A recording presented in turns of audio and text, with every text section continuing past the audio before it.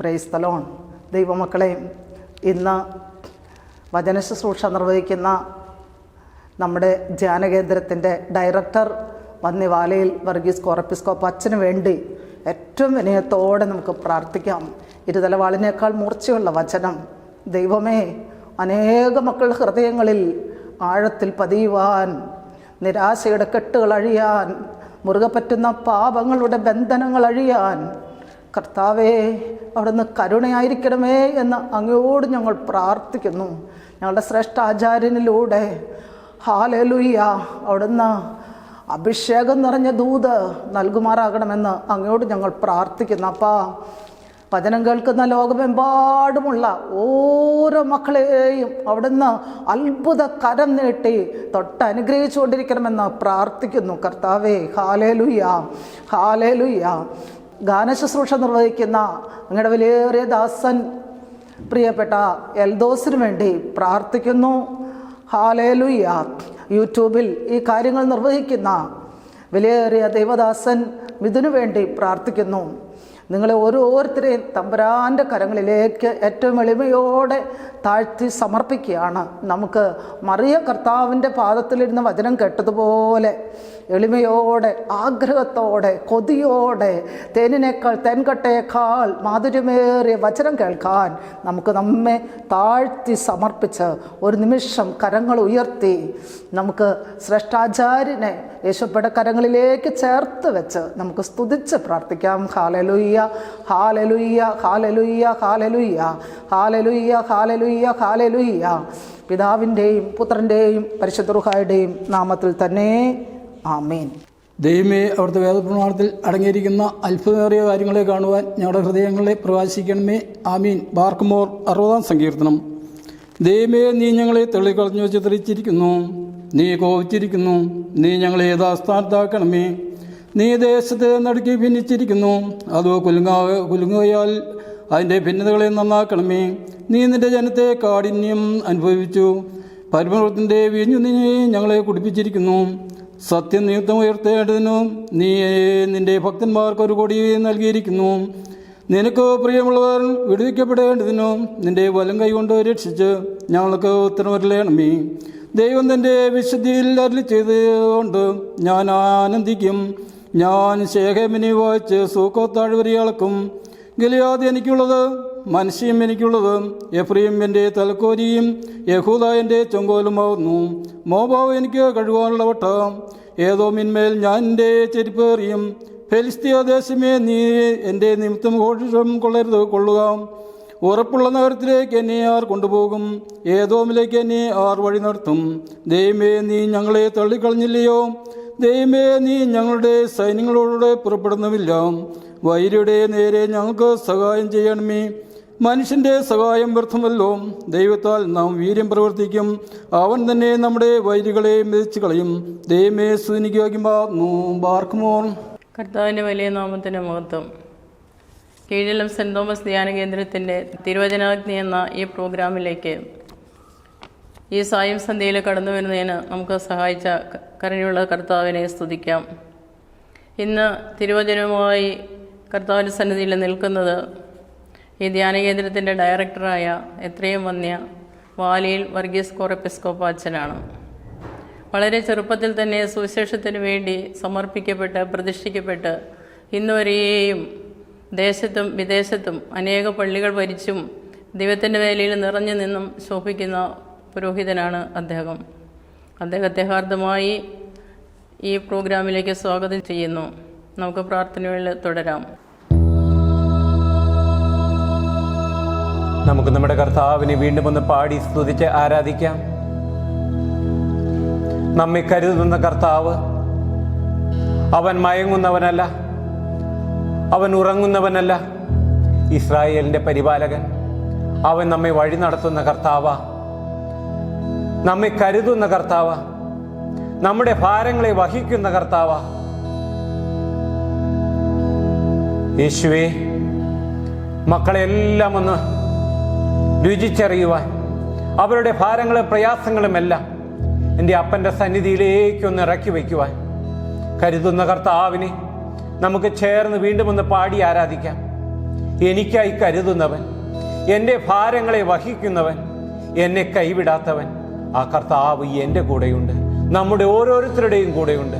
എന്തെല്ലാം പരീക്ഷ വന്നോട്ടെ, പരിഹാരം വരുത്തുന്നവൻ്റെ സന്നിധിയിലാണ് നാം വന്നിരിക്കുന്നത്. നമ്മുടെ ജീവിതത്തിലെ സഹനങ്ങളെല്ലാം എന്തിനെന്ന് കർത്താവിനോടൊരു പരിതാപവും നമ്മൾ പറയേണ്ട. നമ്മുടെ ജീവിതത്തിൽ അത് നല്ലതിനെന്ന് എണ്ണുവാൻ സന്തോഷത്തോടെ, ശക്തിയോടെ, ആത്മാവിൽ നിറഞ്ഞ് നമുക്ക് നമ്മുടെ കർത്താവിനെ വീണ്ടും ഒന്ന് പാടി ആരാധിക്കാം. എനിക്കായി കരുതുന്നവൻ, എൻ്റെ ഭാരങ്ങളെ വഹിക്കുന്നവൻ എന്ന ഗാനം നമുക്ക് ചേർന്ന് ആത്മാവിൽ നിറഞ്ഞ് നമുക്ക് നമ്മുടെ കർത്താവിനെ സന്തോഷത്തോടെ ഒന്ന് സ്തുതിച്ച് ആരാധിക്കാം, മഹത്വപ്പെടുത്താം. Hallelujah, hallelujah. യേശുവേ നന്ദി, യേശുവേ സ്തോത്രം, യേശുവേ ആരാധന. Hallelujah, hallelujah. നമുക്ക് ചേർന്ന് പാടി നമുക്ക് നമ്മുടെ കർത്താവിനെ വീണ്ടും ഒന്ന് മഹത്വപ്പെടുത്താം, സ്തുതിക്കാം, ആരാധിക്കാം. ഹല്ലേലൂയ, സ്തോത്രം.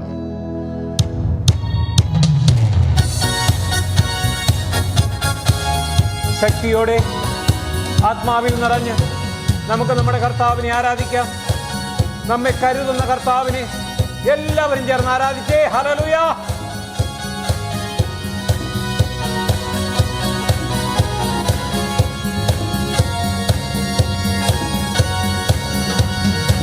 എനിക്കായി കരുതുന്നവൻ, ഭാരങ്ങൾ വഹിക്കുന്നവൻ, എനിക്കായി കരുതുന്നവൻ, ഭാരങ്ങൾ വഹിക്കുന്നവൻ, എന്നെ കൈവിടാത്തവൻ, യേശു എൻ കൂടെയുണ്ട്, എന്നെ കൈവിടാത്തവൻ, യേശു എൻ കൂടെയുണ്ട്.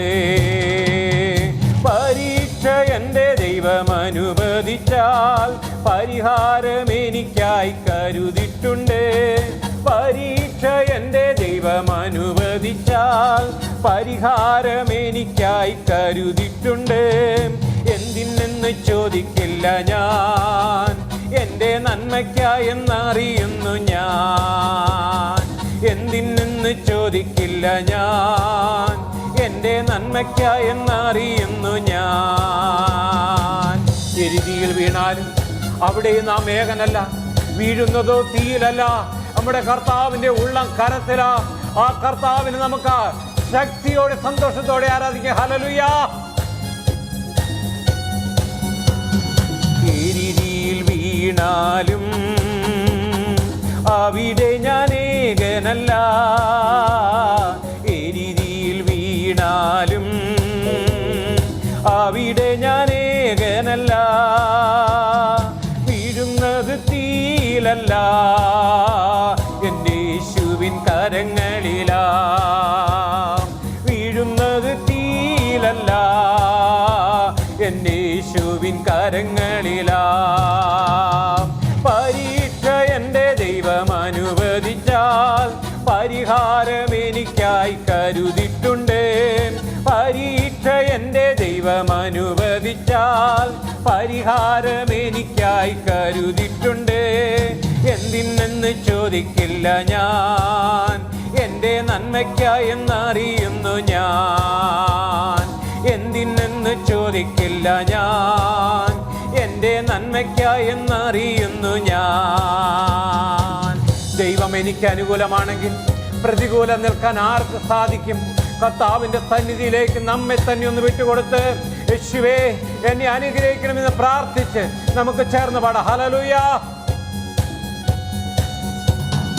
ദൈവം എനിക്ക് അനുകൂലം, അതു നന്നായി അറിയുന്നു ഞാൻ. ദൈവം എനിക്ക് അനുകൂലം, അതു നന്നായി അറിയുന്നു ഞാൻ. ദൈവം അനുകൂലമെങ്കിൽ ആരെനിക്കെതിരായിടും? ദൈവം അനുകൂലമെങ്കിൽ ആരെനിക്കെതിരായിടും? പരീക്ഷ എൻ്റെ ദൈവം അനുവദിച്ചാൽ പരിഹാരം എനിക്കായി കരുതിട്ടുണ്ട്. പരീക്ഷ എൻ്റെ ദൈവം അനുവദിച്ചാൽ പരിഹാരം എനിക്കായി കരുതിട്ടുണ്ട്. എന്തിനെന്ന് ചോദിക്കില്ല ഞാൻ, എൻ്റെ നന്മയ്ക്കായെന്നറിയുന്നു ഞാൻ. എന്തിനെന്ന് ചോദിക്കില്ല ഞാൻ, എൻ്റെ നന്മയ്ക്കായെന്നറിയുന്നു ഞാൻ. പരീക്ഷ എൻ്റെ ദൈവം അനുവദിച്ചാൽ പരിഹാരം എനിക്കായി കരുതിയിട്ടുണ്ട്. പരീക്ഷ എൻ്റെ ദൈവം അനുവദിച്ചാൽ പരിഹാരം എനിക്കായി കരുതിയിട്ടുണ്ട്. എന്തിനെന്ന് ചോദിക്കില്ല ഞാൻ, എൻ്റെ നന്മയ്ക്കായെന്നറിയുന്നു ഞാൻ. എന്തിനെന്ന് ചോദിക്കില്ല ഞാൻ, എൻ്റെ നന്മയ്ക്കായെന്നറിയുന്നു ഞാൻ.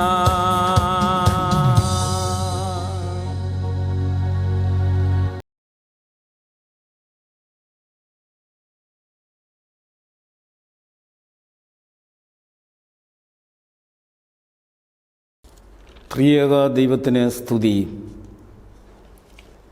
കർത്താവിനാൽ സ്നേഹിക്കപ്പെട്ട സഹോദരീ സഹോദരങ്ങളെ, ദൃശ്യ മാധ്യമത്തിലൂടെയുള്ള വചനശുശ്രൂഷയുടെ ശ്രദ്ധേയമായിരിക്കുന്ന ഈ സന്ദർഭത്തിലേക്ക് നിങ്ങളെല്ലാവരെയും കർത്തൃനാമത്തിൽ സ്നേഹപൂർവ്വം സ്വാഗതം ചെയ്യുന്നു. കോവിഡ്-19 അല്ലെങ്കിൽ മഹാമാരിയുടെ വ്യാപന നിമിത്തമായി കൂട്ടായ്മയായി കൂടുന്നതിനോ വചനശുശ്രൂഷ മുഖാമുഖമായി നടത്തുന്നതിനോ അസാധ്യമായി വന്ന ഒരു സാഹചര്യത്തിൽ ഇതുപോലുള്ളതായ ദൃശ്യമാധ്യമങ്ങൾ ഉപയോഗിച്ച് ദൈവത്തിൻ്റെ വേല, ദൈവത്തിൻ്റെ വചനശുശ്രൂഷ ഓരോ ഇടങ്ങളിൽ ആയിരുന്നുകൊണ്ട് ദൈവമക്കൾ നിറവേറ്റുകയാണ്. ജീവിതത്തിൻ്റെ ഓട്ടത്തിൻ്റെ തിരക്കിൽ നിങ്ങൾ ഓരോരുത്തരുമായിരിക്കുന്ന ഇടങ്ങളിൽ അല്പസമയം അതിനുവേണ്ടി വേർതിരിച്ച് വചനം ധ്യാനിക്കുന്നതും പഠിക്കുന്നതും അത്യന്തം അനുഗ്രഹീതമാണ് എന്ന സ്നേഹത്തോടെ ഓർമ്മപ്പെടുത്തുകയാണ്. പ്രിയപ്പെട്ടവരെ, ദൈവത്തിൻ്റെ ജീവനുള്ള വചനം വായിച്ച് കേൾപ്പിക്കുന്നതും വായിക്കുന്നതും അനുസരിക്കുന്നതും ആചരിക്കുന്നതുമെല്ലാം മഹാഭാഗ്യം തന്നെയാണ്. അങ്ങനെയാണ് സ്നേഹത്തിൻ്റെ അപ്പോസ്തലനായ യോഹന്നാൻ നമ്മെ ഓർമ്മപ്പെടുത്തുന്നത്. അവിടെ ജീവൻ്റെ വചനം സംബന്ധിച്ച് നാം അനുഗ്രഹീതരായി തീരാൻ തക്കവണ്ണം ഈ വചനം ആര് സംസാരിച്ചാലും പ്രഘോഷിച്ചാലും അത് വളരെ ബഹുമാനത്തോടെ ആദരവോടെ സ്വീകരിപ്പാനായി ദൈവം കരുണ കാണിക്കട്ടെ എന്ന് ഓർമ്മപ്പെടുത്തുന്നു. വിശുദ്ധ യാക്കോബായ സുറിയാനി സഭയുടെ കീഴിലുള്ള കീഴളം സെൻറ് തോമസ് ധ്യാന കേന്ദ്രത്തിൽ നിന്ന് ഇതുപോലെ പല സന്ദർഭങ്ങളിലായി ദൈവത്തിൻ്റെ വചന പ്രഘോഷണം നടത്തി വരുന്നുണ്ട്. വചനാഗ്നി, അതുപോലെ ധ്യാനയോഗങ്ങൾ, ബൈബിൾ ക്ലാസ്, മധ്യസ്ഥ പ്രാർത്ഥനകളെല്ലാം ദൃശ്യമാധ്യമത്തിലൂടെ പൊതുസമൂഹത്തോട് സംസാരിച്ചുകൊണ്ട് അറിയിച്ചുകൊണ്ട് ശുശ്രൂഷ ചെയ്തു വരുന്നു. ഇന്ന് നിസ്സാര സമയം മാത്രം ദൈവത്തിൻ്റെ കരുണയിൽ ആശ്രയിച്ചുകൊണ്ട് വേദപുസ്തകത്തിലെ ഒരു ഭാഗം വായിച്ച് അല്പസമയം ദൈവവചനത്തിൽ നിന്ന് ധ്യാനിക്കുവാനായിട്ടാണ് അച്ഛൻ ആഗ്രഹിക്കുന്നത്. നിങ്ങളുടെ പ്രാർത്ഥനയിൽ ഈ സുവിശേഷ ഘോഷണത്തിൽ നേതൃത്വം കൊടുക്കുന്ന ധ്യാനകേന്ദ്രം, അതിലെ വൈദികരെ, സിസ്റ്റേഴ്സ് എല്ലാവരെയും പ്രത്യേകമായിട്ട് ഓർത്ത് സഹായിക്കുവാനായിട്ട് സ്നേഹത്തോടെ ഓർമ്മപ്പെടുത്തുകയാണ്. പ്രിയപ്പെട്ടവരെ, നമുക്ക് നിങ്ങളായിരിക്കുന്ന ഇടങ്ങളിൽ ഒരു വാക്ക് പ്രാർത്ഥിച്ചുകൊണ്ട് ഈ ശുശ്രൂഷയിലേക്ക് നമുക്ക് പ്രവേശിക്കാം.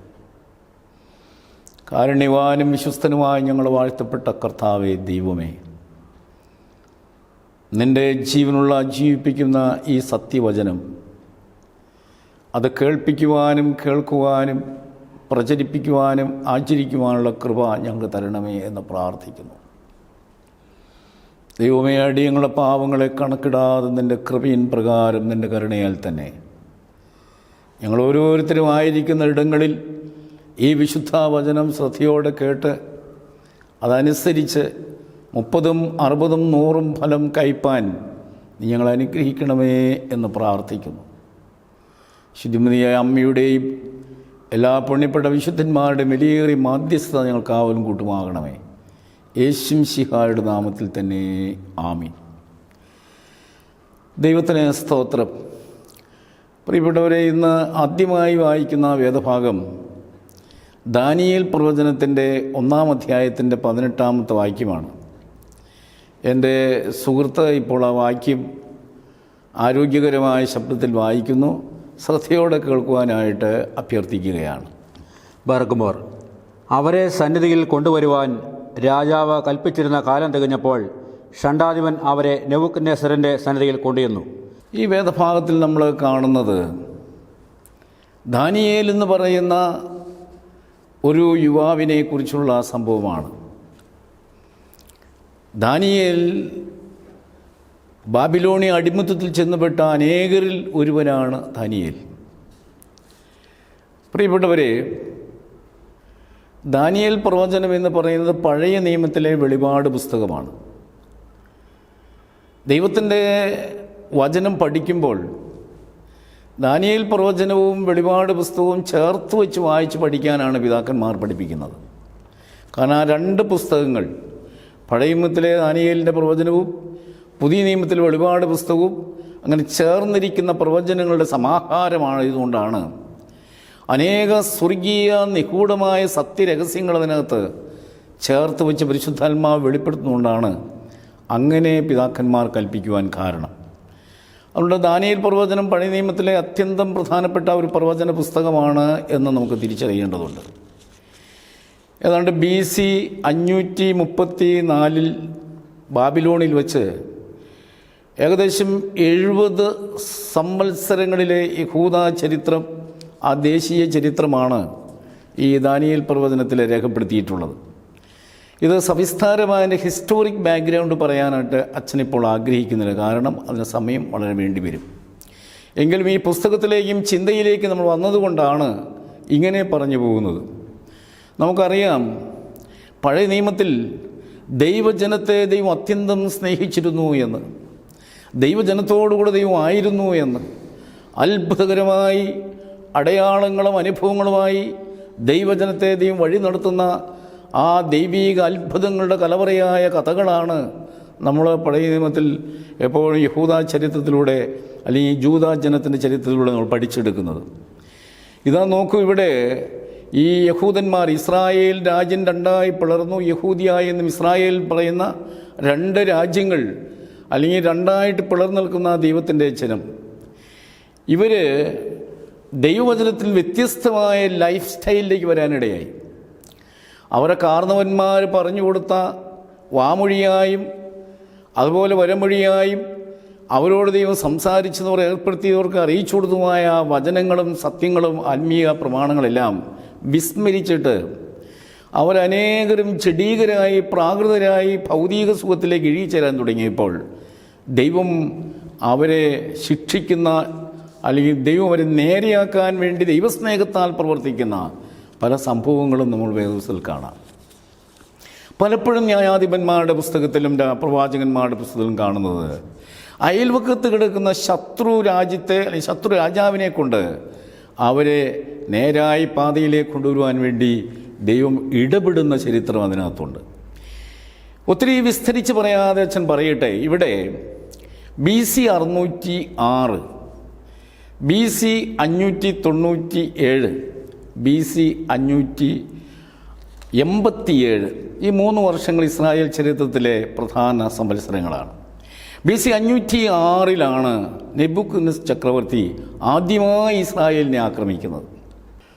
പ്രിയപ്പെട്ടവരെ, ഇങ്ങനെ BC 606 ഇസ്രായേലിൻ്റെ നേരെ നെബൂഖദ്നേസർ ചക്രവർത്തി സൈന്യങ്ങളുമായി വരുന്ന ഒരു അർദ്ധരാത്രി ഇസ്രായേലിനെ ആക്രമിച്ചു, ദൈവാലയം ആക്രമിച്ചു, അനേകം മനുഷ്യരെ അടിമകളായി കൊണ്ടുപോയി.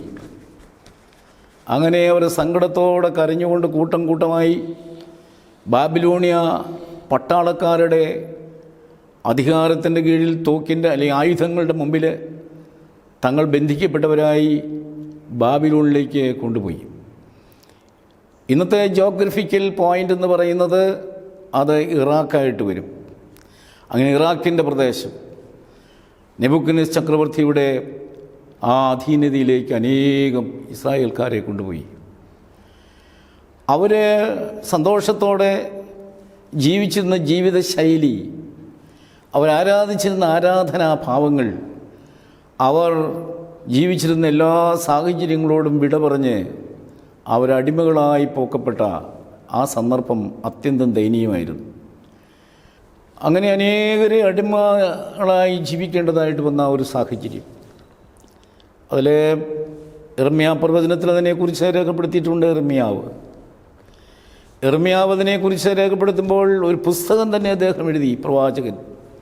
അതിന് വിലാപഗീതങ്ങൾ എന്നാണ് പറയുന്നത്. ഒരു വൃക്ഷത്തിൻ്റെ തണലിൽ പോയിരുന്ന് മുമ്പിലൂടെ ഒഴുകിപ്പോകുന്ന നദിയിലേക്ക് നോക്കി അവിടെ വാദ്യോപകരണമെല്ലാം ആ വൃക്ഷത്തിൻ്റെ കൊമ്പുകളിൽ തൂക്കിയിട്ടിരുന്ന് ഏങ്ങലടിഞ്ഞ് കരയുന്ന ഒരു കൂട്ടം ഭക്തന്മാരെക്കുറിച്ച് വിലാപങ്ങളുടെ പുസ്തകത്തിൽ ചിത്രീകരിക്കുന്നുണ്ട്.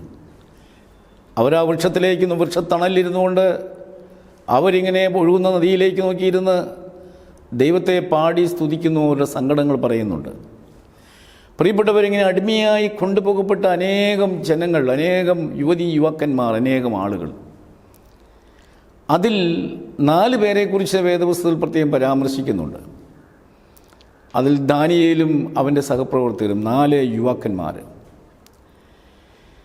അവിടെ ചെന്ന് അവരുടെ പേര് മാറ്റി, തൊഴിൽ മാറ്റി, അവരുടെ ഭക്ഷണം മാറ്റി. അതാണ് 1-2 അധ്യായങ്ങൾ നമ്മൾ കാണുന്നത്. അവരുടെ പേര് മാറ്റി. ശദ്രക്ക്, മേശക്ക്, അബേദ്നെഗോ തുടങ്ങിയിട്ടുള്ളതായ പേരുകൾ അവർക്ക് കൊടുത്തു. ദാനിയേലിന് കൊടുത്ത പേര് ബെൽശസ്സർ എന്നാണ്. ഇതെല്ലാം അവരുടെ ദേവന്മാരുടെ പേരുകളായിട്ടാണ് നമ്മൾ പഠിക്കുന്നത്. ഇപ്പോൾ അതീവ ഭക്തിയുള്ളവരും വിശുദ്ധിയോടെ ജീവിച്ചവരുമായിരുന്നു. ദേവന്മാരുടെ പേര് നൽകി. രാജകൊട്ടാരത്തിൽ വിവിധങ്ങളായ തൊഴിലുകൾ അവർക്ക് കൊടുത്തു. ഇങ്ങനെ നമ്മൾ കാണുകയാണ്. ഈ രാജാവിൻ്റെ കീഴിൽ അടിമയായിരുന്നുകൊണ്ട് തങ്ങളെ തന്നെ സമർപ്പിച്ച ദൈവത്തോട് പ്രാർത്ഥിച്ചുകൊണ്ട് ജീവിതത്തിൽ ചില തീരുമാനങ്ങളും സമർപ്പണങ്ങളും എടുത്തവർ മുമ്പോട്ട് പോവുകയാണ്.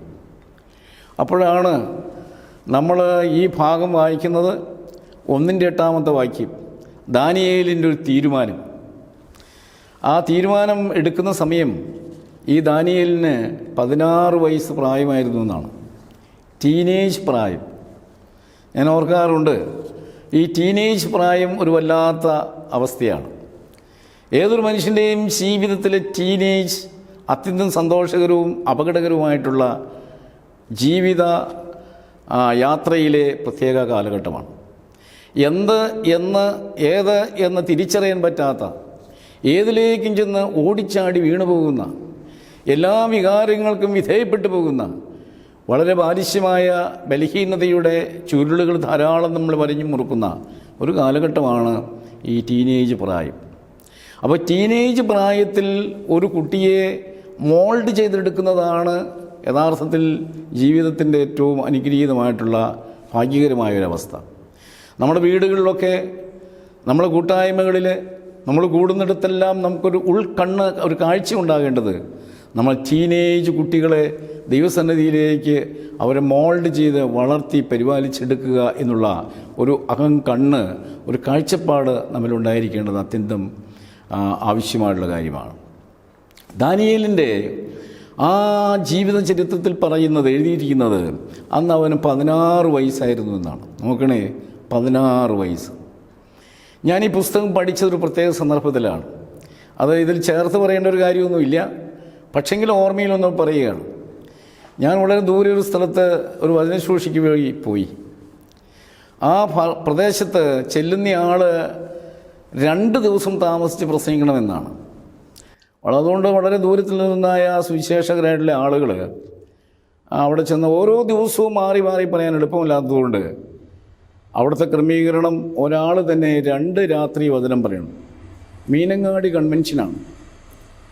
ഈ മീനങ്ങാടി കൺവെൻഷനിൽ ചെന്ന് എൻ്റെ ടൈം ടേബിൾ ഞാൻ തെറ്റിച്ച് അതിൻ്റെ തലേ ദിവസം ഞാൻ അവിടെ ചെന്ന് വിട്ടു. ഞാൻ തലേ ദിവസം അവിടെ ചെന്നതുകൊണ്ട് എനിക്ക് പിന്നെ ഒരു 2 ദിവസം കഴിഞ്ഞിട്ടാണ് എൻ്റെ പ്രോഗ്രാം. അവിടെ വെറുതെ ഇരിക്കേണ്ട ആവശ്യമില്ലല്ലോ എന്ന് കരുതി അവിടെ അഭിമന്യ തിരുമേനിയുടെ ലൈബ്രറി എനിക്ക് തുറന്നു തരും. ആ ലൈബ്രറിയിൽ ധാരാളം പുസ്തകങ്ങളുണ്ട്. ഈ പകൽ സമയം മുഴുവൻ ഈ ലൈബ്രറിയിലെ പുസ്തകം എടുത്ത് വായിച്ച് നമുക്ക് നോട്ടുകൾ ഉണ്ടാക്കാം. രാത്രി സമയമായ സന്ധ്യയാകുമ്പോൾ സന്ധ്യാപ്രാർത്ഥന വചനശുശ്രൂഷ ധ്യാനം അങ്ങനെ പോകുന്നു. ഞാനതുകൊണ്ട് ലൈബ്രറിയിലിരുന്ന് ഈ വേദപുസ്തകത്തിൻ്റെ വ്യാഖ്യാനങ്ങളിൽ ചിലതെല്ലാം പരിശോധിച്ച് വന്നപ്പോഴാണ് ദാനിയേലിൻ്റെ ചരിത്രം കിടക്കുന്നു. ആ പുസ്തകത്തിൽ നിന്നാണ് ഞാൻ പഠിച്ചത് ദാനിയേൽ നിന്ന് ടീനേജുകാരനായിരുന്നു എന്നും അവൻ്റെ സഹപ്രവർത്തകർക്കെല്ലാം ഈ പ്രായമുള്ളവരായിട്ടേ ഉള്ളൂ എന്നും ദാനിയേലിന് 16 വയസ്സ് പ്രായമായിരുന്നു എന്ന് പഠിച്ചത്. നോക്കണേ, 16 വയസ്സ്. എങ്ങോട്ടും തെറ്റിപ്പോകാവുന്ന വികാരാധീനമായി തീരേണ്ടതായ ഒരു കൊച്ചു പ്രായം. അമ്മയില്ല, അപ്പനില്ല, തന്നെ സ്നേഹിക്കുന്ന ആരുമില്ല, തനിക്ക് ഗൈഡൻസ് തരാനും വളർത്താനും ആരുമില്ല. അങ്ങനെ മുഴുവനായും വിദേശീയമായ അന്യപ്പെട്ടിരിക്കുന്ന ഒരു സ്ഥലത്ത് ആ ബാലകൻ ഒരു തീരുമാനമെടുത്തു. അതാണ് 1-8 വാക്യത്തിൽ നമ്മൾ വായിക്കുന്നത്. ദാനിയേൽ വാക്യം നമുക്ക് നമ്മുടെ സഹോദരൻ വായിച്ച് കേൾപ്പിക്കും. നമുക്ക് ആ വചനം ഒന്ന് സന്തോഷത്തോടെ കേൾക്കാം. ബാറക്കുമോർ, എന്നാൽ രാജാവിൻ്റെ ഭോജനം കൊണ്ടും അവൻ കുടിക്കുന്ന വീഞ്ഞുകൊണ്ടും തന്നെത്താൻ അശുദ്ധമാക്കുകയില്ല എന്ന് ദാനിയേൽ ഹൃദയത്തിൽ നിശ്ചയിച്ചു. ദൈവത്തിന് സ്തോത്രം, ദൈവത്തിന് മഹത്വം. 16 വയസ്സുകാരനായ ദാനിയേൽ ഹൃദയത്തിൽ തീരുമാനിച്ചു, രാജാവിൻ്റെ ഭോജനം കൊണ്ടും പാനീയം കൊണ്ടും തന്നെത്താൻ അശുദ്ധനാകുകയില്ല എന്ന്, തന്നെത്താൻ അശുദ്ധനാക്കുകയില്ല എന്ന് അവൻ ഹൃദയത്തിൽ തീരുമാനിച്ചു. പ്രിയപ്പെട്ടവരെ, ഇംഗ്ലീഷിൽ പറയുമ്പോൾ ഡിസിഷൻ, ഒന്നാമത്തേത് തീരുമാനം, ഫസ്റ്റ് ഡിസിഷൻ, ഒന്നാമത്തെ തീരുമാനം. ഒരു വ്യക്തി ആരാകുന്നു, ആരായി തീരണം, ഒരു വ്യക്തിയുടെ ജീവിതത്തിൻ്റെ ആ ജീവിതയാത്രയിൽ അവൻ എങ്ങനെയെല്ലാം വളർന്നു പോകുന്നു, എങ്ങനെയെല്ലാം ഫലം കായ്ക്കുന്നു, എങ്ങനെയെല്ലാം പ്രവർത്തിക്കുന്നു, അതിൻ്റെ എല്ലാറ്റിൻ്റെയും ബേസിക് എന്ന് പറയുന്നത് അവൻ്റെ ജീവിതത്തിൻ്റെ തീരുമാനമാണ്, സമർപ്പണം. ഇപ്പോൾ ഇവിടെ നമ്മൾ പങ്കിടാൻ ഉദ്ദേശിക്കുന്നത് ആ ബാലകൻ 16 വയസ്സുകാരൻ തൻ്റെ ജീവിതത്തിൽ ജീവനുള്ള ദൈവത്തെ നോക്കിക്കൊണ്ട് ബാബിലോണിയ അടിമയിലവനായിരുന്നു കൊണ്ട് അവനെ യാതൊരു സഹായത്തിനുള്ള ആളുകളോ സ്നേഹം തരാനുള്ള ആളുകളോ അതിനുള്ള സാഹചര്യം ഒന്നുമില്ലാത്ത പരുപരുത്ത സാഹചര്യത്തിൽ, പ്രിയപ്പെട്ടവരെ, അത്ര ദുഃഖകരമായൊരു സാഹചര്യത്തിൽ അവൻ തൻ്റെ മനസ്സിൽ ഒരു കൊച്ചു തീരുമാനം, ഞാൻ എൻ്റെ ജീവനുള്ള ദൈവത്തിനായി തന്നെ ജീവിക്കുമെന്ന്, തന്നെത്താൻ അശുദ്ധനാക്കുകയില്ല എന്ന് തീരുമാനം. ദൈവത്തിന് സ്തോത്രം. ഈ ടീനേജിലെ ആ കൊച്ചു ഹൃദയത്തെ കണ്ട് ദൈവം സന്തോഷിച്ചിരിക്കണം. ദൈവം അവനെ കണ്ട് ആനന്ദിച്ചു, ദൈവം സന്തോഷിച്ചു, ദൈവം പ്രീതിപ്പെട്ടു, ദൈവം അനുഗ്രഹിച്ചു. അവൻ്റെ ആ സമർപ്പണവും അവൻ്റെ ആ പ്രാർത്ഥനയും സ്വർഗത്തിലെ ദൈവം കേട്ട് ആ പൈതലിനെ ദൈവം അനുഗ്രഹിച്ചു. അച്ഛൻ പറഞ്ഞു വരട്ടെ, ഒന്ന് തീരുമാനം. ഈ വചനം കേൾക്കുന്ന നിങ്ങൾ ഏതെല്ലാം സ്ഥലങ്ങളിൽ നിന്ന് കേട്ടാലും, ഏതെല്ലാം പ്രായക്കാരാണെങ്കിലും, ഏതെല്ലാം ജോലിയിൽ നിങ്ങൾ ജോലി ചെയ്തു പോകുന്നവരാണെങ്കിലും, നിങ്ങൾ ജീവിതത്തിൽ കർക്കശമായൊരു തീരുമാനം എടുക്കുക. എന്താണ് തീരുമാനം? തന്നെത്താൻ അശുദ്ധനാക്കുകയില്ല എന്നും ഞാൻ എൻ്റെ ദൈവത്തിന് വേണ്ടി ജീവിക്കുമെന്നും രാജകീയ നിയമങ്ങളോ പ്രമാണങ്ങളോ സാഹചര്യങ്ങളോ എത്രമാത്രം വിരുദ്ധാത്മകമായി വന്നാലും ജീവനുള്ള ദൈവത്തെ നോക്കി ദൈവത്തിന് വേണ്ടി തന്നെ ഞാൻ ജീവിക്കുമെന്ന ഒരു തീരുമാനം നമ്മുടെ ജീവിതത്തിൽ ചെയ്യുവാനായിട്ട് നമുക്ക് സാധിക്കണം. ദൈവത്തോടുള്ള തീരുമാനം. അതിനു വേണ്ടിയിട്ട് നമുക്ക് ഉത്സാഹിക്കാം, പ്രാർത്ഥിക്കാം. നമ്മളായിരിക്കുന്ന ഇടങ്ങളിൽ കർത്താവേ, ഞാൻ നിനക്ക് വേണ്ടി ജീവിക്കും എന്നൊരു തീരുമാനം. അത് രാജാവിൻ്റെ ഭോജനം കൊണ്ടും ഭക്ഷണം കൊണ്ടും, അശുദ്ധമായ ഭക്ഷണം കൊണ്ട്, അശുദ്ധമായ പാനീയം കൊണ്ട് എന്ന് പറഞ്ഞാൽ ഇസ്രായേൽക്കാർക്ക് വളരെ വ്രതനിഷ്ഠയുള്ള ഒരു ജനമായിരുന്നു. അവർ ഇഷ്ടമുള്ളതെല്ലാം തിന്നുകയും ഇഷ്ടമുള്ളതെല്ലാം കുടിക്കുകയും അങ്ങനെ ജഡീക ഉല്ലാസം ചെയ്യാതെ ദൈവത്തിൻ്റെ സന്നദ്ധിയിൽ ദൈവവചനം നിർദ്ദേശിക്കുന്ന, ദൈവവചനം അനുശാസിക്കുന്ന ഭക്ഷണവും പാനീയവും മാത്രം കുടിക്കുന്നവരായിരുന്നു. ആ ഒരു നിഷ്ഠ അവരുടെ ജീവിതത്തിലുണ്ടായിരുന്നു. എങ്ങനെയാണ് നിഷ്ഠ വന്നതെന്ന് വെച്ചാൽ, വലിയ പ്രവാചകനായ മോശ വചനത്തിലൂടെ അവർ പറഞ്ഞു കൊടുത്തതാണ്. ഇന്ന മാംസം തിന്നാം, ഇന്ന മാംസം കഴിക്കരുത്, ഇന്ന സാധനം കുടിക്കാം, ഇന്നത് കുടിക്കരുത്. ഇങ്ങനെ ജീവിതത്തിൻ്റെ ആ ക്രിസ്ത്യൻ വേ ഓഫ് ലൈഫ് എന്ന് പറയുന്നവർക്ക് അവർക്ക് കിട്ടിയത്, നമുക്കെല്ലാം ഉണ്ടായിരിക്കേണ്ടത് വചനാനുസരണമായ ഒരു ജീവിത ശൈലിയായിരിക്കണം. അത് നമ്മൾ ശ്രദ്ധിക്കേണ്ടതാണ്. നമ്മൾ എവിടെയെല്ലാം പോയാലും എവിടെയെല്ലാം ആയിരുന്നാലും നമുക്കൊരു ജീവിതത്തിൻ്റെ ലൈൻ ബേസിക് ദൈവത്തിൻ്റെ വചനത്തെ അടിസ്ഥാനപ്പെടുത്തിയിട്ട് ദൈവദർശനത്തോടെ, ക്രിസ്തു ദർശനത്തോടെ ആത്മീകമായ ആ ഒരു ജീവിത ശൈലിയും ലക്ഷ്യവും നമുക്കുണ്ടായിരിക്കേണ്ടതാണ്. ഒരിക്കൽ ഒരു സഹോദരനോട് പറയുകയുണ്ടായി, ഞങ്ങൾ ബോംബെയിൽ വെച്ച് അവിടെ ഞങ്ങളിങ്ങനെ ഒരു വേലയ്ക്ക് പോയിട്ട് ഇങ്ങനെ പ്രവർത്തിച്ച് ആ കാര്യത്തിന് വേണ്ടി പോയിട്ട് വരുമ്പോഴേ ഞങ്ങളൊരു പ്രത്യേക സ്ട്രീറ്റിലൂടെയൊക്കെ പോകാനിടയായി. അങ്ങനെ അവിടെ ചെന്ന് ഒരു ഹോസ്പിറ്റലൊക്കെ കാണാനിടയപ്പോൾ അദ്ദേഹം പറഞ്ഞു, ഇവിടെ പോകുമ്പോഴൊരു പ്രത്യേക കാര്യമുണ്ട്. ഒരു മനുഷ്യൻ കൽക്കരി കൂട്ടിയിട്ടിരിക്കുന്നതായ ആ കൽക്കരി മുറിയിലൂടെ കടന്ന് കരി പുരളാതെ എങ്ങനെ പുറത്തു പോകുന്നുവോ അതുപോലെ ആയിരിക്കണം ഇവിടെയൊക്കെയുള്ളതായ ജീവിതമെന്ന് ഒരിക്കൽ അദ്ദേഹം പറയാനിടയായി. കരിപ്പുരയാണ്, കരികൾ കൂട്ടിയിട്ടിരിക്കുകയാണ്. അതിൽ നടന്നു പോകുമ്പോൾ എവിടെയെങ്കിലും തൊടാം, കരി പുരളാൻ സാധ്യതയുണ്ട്. എന്നാൽ ആ കരി ശരീരത്തെ പുരളാതെ കടന്നു പോകുന്ന ശ്രദ്ധിക്കുന്ന ഒരു വ്യക്തിയെപ്പോലെ ആയിരിക്കണം ഇവിടുത്തെ ജീവിതം എന്ന് അദ്ദേഹം പറയുകയുണ്ടായി.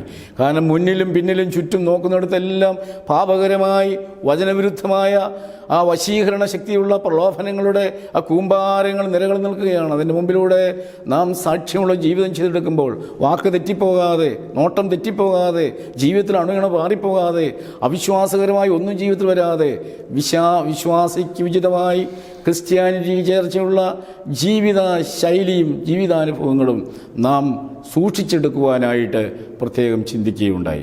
പ്രിയപ്പെട്ടവരെ, അതുപോലെയാണ് ഇവിടെ നമ്മൾ ചിന്തിക്കേണ്ടത്. ദാനിയേൽ തന്നെത്താൻ അശുദ്ധമാക്കിയില്ല എന്ന് തീരുമാനിച്ചു. അവൻ്റെ ഒരു തീരുമാനം, അവൻ്റെ സമർപ്പണം, ദൈവം അവനെ മാനിച്ചു. അവനെ മാനിച്ചതുകൊണ്ട് അവനെ അനുഗ്രഹിക്കപ്പെട്ട വഴിയിലൂടെ ദൈവം വഴി നടത്തുന്നത് ആ പുസ്തകത്തിൻ്റെ ആ 12-ാം അധ്യായം വരെയുമുള്ള ആ അനുഭവങ്ങളിലൂടെ നമുക്ക് കാണുവാനായിട്ട് കഴിയുന്നു. അതുകൊണ്ട് അച്ഛൻ ഓർമ്മപ്പെടുത്തുകയാണ്, നമ്മളെ തന്നെ സൂക്ഷിക്കുക, നമ്മളത്തെ ദൈവത്തിൽ സമർപ്പിക്കുക, നമ്മളെ തീരുമാനങ്ങളെ നാൾതോറും പുതുക്കുക. ആ തീരുമാനത്തിൽ ഉറച്ചു നിന്നുകൊണ്ട് നമുക്ക് മുന്നോട്ട് പോയി നല്ല സാക്ഷികളായിരിക്കുവാനായിട്ട് നമുക്ക് ശ്രദ്ധിക്കാം. ഫസ്റ്റ് ഡിസിഷൻ, ഒന്ന് തീരുമാനം, ദൈവസന്നിധിയിലുള്ള നമ്മുടെ തീരുമാനം. ആ തീരുമാനം ദൈവം സ്വീകരിക്കുന്നു, ദൈവം നമ്മളെ ഏറ്റെടുക്കുന്നു, ദൈവം നമ്മളെ അനുഗ്രഹിക്കുന്നു, വഴി നടത്തുന്നു. പ്രിയപ്പെട്ടവരെ, അങ്ങനെ ആ ടീനേജുകാരൻ ആ തീരുമാനമെടുത്തിട്ട് പിന്നെ എന്ത് ചെയ്യാനാണ്? എല്ലായിടത്തും മുറവിളിയാണ്, എല്ലായിടത്തും എന്ത് ചെയ്യണം, എങ്ങോട്ട് പോകും, എല്ലാം അവരുടെ കൂടാരങ്ങളിലൂടെ ക്യാമ്പുകളിൽ കിടന്ന് ജനങ്ങൾ എന്ത് ചെയ്യും, എങ്ങോട്ട് പോകും, അങ്ങനെ കിടന്ന് വിശപ്പും അല്ലെങ്കിൽ ദാഹവുമായി ഈ ക്യാമ്പുകളിലും അനേകർ കഴിഞ്ഞുകൂടുകയാണ്. ഈ കഴിഞ്ഞുകൂടുന്ന സന്ദർഭത്തിൽ ജീവനുള്ള ദൈവത്തെ നോക്കി പ്രാർത്ഥിച്ച് തീരുമാനമെടുത്ത ഒരു പൈതലിന് ദൈവം ഒരു അനുഗ്രഹം കൊടുക്കുന്നു. അതാണ് 2-ാം അധ്യായത്തിൽ നിന്ന് ഇവിടെ സഹോദരൻ വായിച്ച് കേൾപ്പിക്കുന്നത്. 2:49 ബാരക്കുമോർ, ദാനിയേലിൻ്റെ അപേക്ഷ പ്രകാരം രാജാവ് ശദ്രക്കിനെയും മേശക്കിനെയും അബേദ്നെഗോയെയും ബാബേൽ സംസ്ഥാനത്തിലെ കാര്യാദികൾക്ക് മേൽവിചാരകരാക്കി. അതെ, പ്രിയപ്പെട്ടവരെ, ഈ മക്കളെ അവരിങ്ങനെ ദൈവത്തോട് ശരണം വിളിച്ച് പ്രാർത്ഥിക്കുമ്പോൾ തമ്പുരാൻ മനസ്സലിഞ്ഞു. അവരുടെ കാർന്നന്മാരുടെ ഗോത്രത്തലവന്മാരും എല്ലാം കിടന്ന് വിലപിക്കുകയാണ്. അവരുടെ പാപനിമിത്തമായി ദൈവം ദണ്ഡിപ്പിച്ചിരിക്കുന്നു, ദൈവത്തിൻ്റെ കരം അവർക്ക് വിരോധമായിരിക്കുന്നു എന്ന് അവർക്ക് മനസ്സിലായി. അതുകൊണ്ട് മാത്രമാണ് നെബൂഖദ്നേസർ ചക്രവർത്തി അവരെ ആക്രമിച്ചതെന്ന് അവർക്ക് മനസ്സിലായി. തങ്ങൾ ദൈവത്തിൽ നിന്ന്, ദൈവാനുഭവത്തിൽ നിന്ന് വ്യതിചലിക്കുകയും വിഗ്രഹാരാധനയിലേക്ക് ഇഴുകിച്ചേരുകയും സത്യദൈവത്തെയും സത്യവചനത്തെയും അവർ മറുത്ത് നിൽക്കുകയും ചെയ്തതിൻ്റെ ഫലമായിട്ടാണ് ദൈവം ഇങ്ങനെ ശിക്ഷിച്ചിരിക്കുന്നത് മനസ്സിലായി. ഇതാ ക്യാമ്പുകളെല്ലാം മുറവിളിയാണ്. അങ്ങനെ അത്രമാത്രം പരുക്കമാർന്ന മോശകരമായൊരു സാഹചര്യത്തിൽ ഇവിടെ നോക്കൂ, ദൈവം അവർക്ക് ഉചിതമായ ജോലിയും സ്ഥാനവും നൽകുകയാണ്. അതിന് ഒരു പേര് കൊടുക്കുകയാണ്. അവിടെ പ്രൊവിഷൻ, തൊഴിൽ. ഒന്നാമത്തേത് തീരുമാനം, 2 തൊഴിൽ. ഫസ്റ്റ് ഡിസിഷൻ, സെക്കൻഡ് പ്രൊഫഷൻ, തൊഴിൽ. നമുക്കെല്ലാവർക്കും ജീവിക്കാനായിട്ട് ഒരു തൊഴിൽ ആവശ്യമാണ്. ജീവിതത്തിൽ ഒരു ജോലി നമുക്ക് ആവശ്യമാണ്. വേദപുസ്തകത്തിൽ നമ്മൾ പഠിക്കുന്നുണ്ട്, നമ്മുടെ പിതാക്കന്മാർ, പുതിയ നിയമ അപ്പോസ്തലന്മാർ, പിതാക്കന്മാരൊക്കെ ജീവിത സന്ധാരണത്തിന് വേണ്ടി ഒരു തൊഴിൽ ശീലിച്ചിരുന്നു. അപ്പോസ്തലനായ പൗലോസ് അവന് കൂടാരപ്പണിക്കാരനായിരുന്നു. എവിടെ പോയാലും കൂടാരമുണ്ടാക്കാൻ, വീടുണ്ടാക്കാനായിട്ട് ആ ഭവന നിർമ്മിതിയിൽ അവൻ നിപുണനായിരുന്നു, വീടുകളുണ്ടാക്കുന്നതിൽ. അതുപോലെ തന്നെ നമുക്ക് തിരുകുടുംബത്തെക്കുറിച്ച് പഠിപ്പിക്കുകയാണെങ്കിൽ നമ്മുടെ യൗസേപ്പ് പിതാവ്, നമ്മുടെ കർത്താവിൻ്റെ വളർത്തപ്പനായ പിതാവ്, അദ്ദേഹം എന്തായിരുന്നു? അദ്ദേഹം മരപ്പണിക്കാരനായിരുന്നു.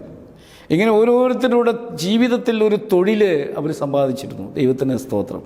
ആ തൊഴിലുകളിൽ നിന്ന് കിട്ടുന്നതായ വരുമാനം അവർക്ക് വലിയ സന്തോഷകരമായിരുന്നു. അവരെ ജീവിതം നിലനിർത്തിയിരുന്നു. അതുപോലെ തൊഴിൽ ഒരു പ്രധാനപ്പെട്ട വിഷയമാണ്. നമ്മളെ വീട്ടിൽ നമ്മളായിരുന്നാൽ, നമ്മുടെ കുഞ്ഞുങ്ങളായിരുന്നാലും നമ്മുടെ വീടിനോട് ബന്ധപ്പെട്ട് നമ്മൾ ജീവിക്കുന്നു. പക്ഷെങ്കിൽ നമുക്ക് ശ്രദ്ധേയമായ ആകർഷണീയമായ തൊഴിലുകൾ, പ്രവർത്തനങ്ങൾ നമുക്ക് ആവശ്യമാണ്. ദൈവത്തിന് സ്തുതി. ചിലരൊന്നും അതിനെക്കുറിച്ച് കൂടുതലും ചിന്തിക്കാത്തത് കൊണ്ട് അവർ പിൽക്കാലത്ത് വളരെ കഷ്ടപ്പെടുന്നത് കാണാനായിട്ട് കഴിയും. നമ്മുടെ ജീവിതത്തിൽ നമുക്ക് പറ്റുമാനമായി ഒരു ക്രിസ്ത്യാനിക്ക് ഉചിതമായി ചേർച്ചയുള്ള തൊഴിലുകൾ നേരത്തെ കണ്ടെത്തുവാനായിട്ട് നമ്മൾ ശ്രദ്ധിക്കേണ്ടതാണ്. ചിലർ ആ കാര്യത്തിൽ പരാജയപ്പെട്ടു പോകുന്നുണ്ട്. ഞാൻ ഇപ്പം ഓരോ തൊഴിലുകളെക്കുറിച്ച് അവഹേളിച്ചും താഴ്ത്തി കിട്ടിയും നമുക്ക് പറയാനായിട്ട് സാധ്യമല്ല. അത് ഇൻ ബ്രാക്കറ്റിൽ നിങ്ങൾ ഓരോരുത്തരും ചിന്തിച്ചാൽ മതി. നമ്മുടെ ജീവിതത്തിൽ ക്രിസ്തീയ സാക്ഷ്യത്തിന് ഉതകുന്ന തൊഴിലുകൾ നമുക്ക് കണ്ടെടുത്തു പോകാനായിട്ട് നമുക്ക് സാധിക്കണം. ദൈവത്തിന് സ്തോത്രം. ഞാൻ ഓരോ മേഖലയും അത് തിരിച്ചു പറയുന്നില്ല, കാരണം അത് പലരെയും ഫീൽ ചെയ്യും, പ്രയാസപ്പെടുത്തുന്നതുകൊണ്ട്. അപ്പോൾ ഏതായിരുന്നാലും ഇത്രയേ ഉള്ളൂ. നമ്മളായിരിക്കുന്ന സ്ഥാനങ്ങളിൽ നമ്മൾ ബന്ധപ്പെട്ട കുടുംബാംഗങ്ങളോ പ്രിയപ്പെട്ടവരെല്ലാം യേശുക്രിസ്തുവിൻ്റെ സാക്ഷി ജീവിതത്തിന് അനുയോജ്യമായ തൊഴിലുകൾ കണ്ടെത്താൻ ആയിട്ട് പ്രത്യേകം ശ്രമിക്കുക. ഏതായിരുന്നാലും വിദേശ രാജ്യത്ത് ഇനി എങ്ങനെ ജീവിക്കുമെന്ന് ഭാരപ്പെടേണ്ടതായ ഒരു പ്രത്യേക സാഹചര്യത്തിൽ ദൈവം അവരുടെ മേൽ കരുണ ചെയ്തു. ദൈവത്തിന് സ്തോത്രം. പ്രൊവിഷൻ ദൈവർക്ക് പറ്റിയ തൊഴിലുകൾ കൊടുത്തു. ചക്രവർത്തിയുടെ കൽപ്പന പ്രകാരം അവരെല്ലാം ഓരോന്നിൻ്റെ കാര്യവിചാരകന്മാരാക്കി നിയമിച്ചു. ദൈവത്തിന് സ്തുതി.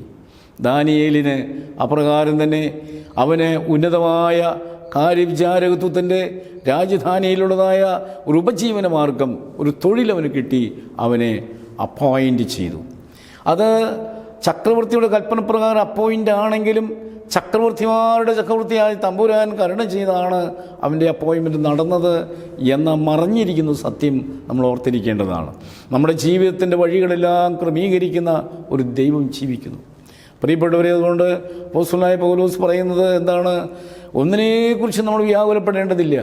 എല്ലാ സ്തോത്രത്തോടെ ദൈവം സമർപ്പിക്കുവിൻ, ദൈവം നമുക്ക് സാധിച്ചു തരുമെന്നാണ്.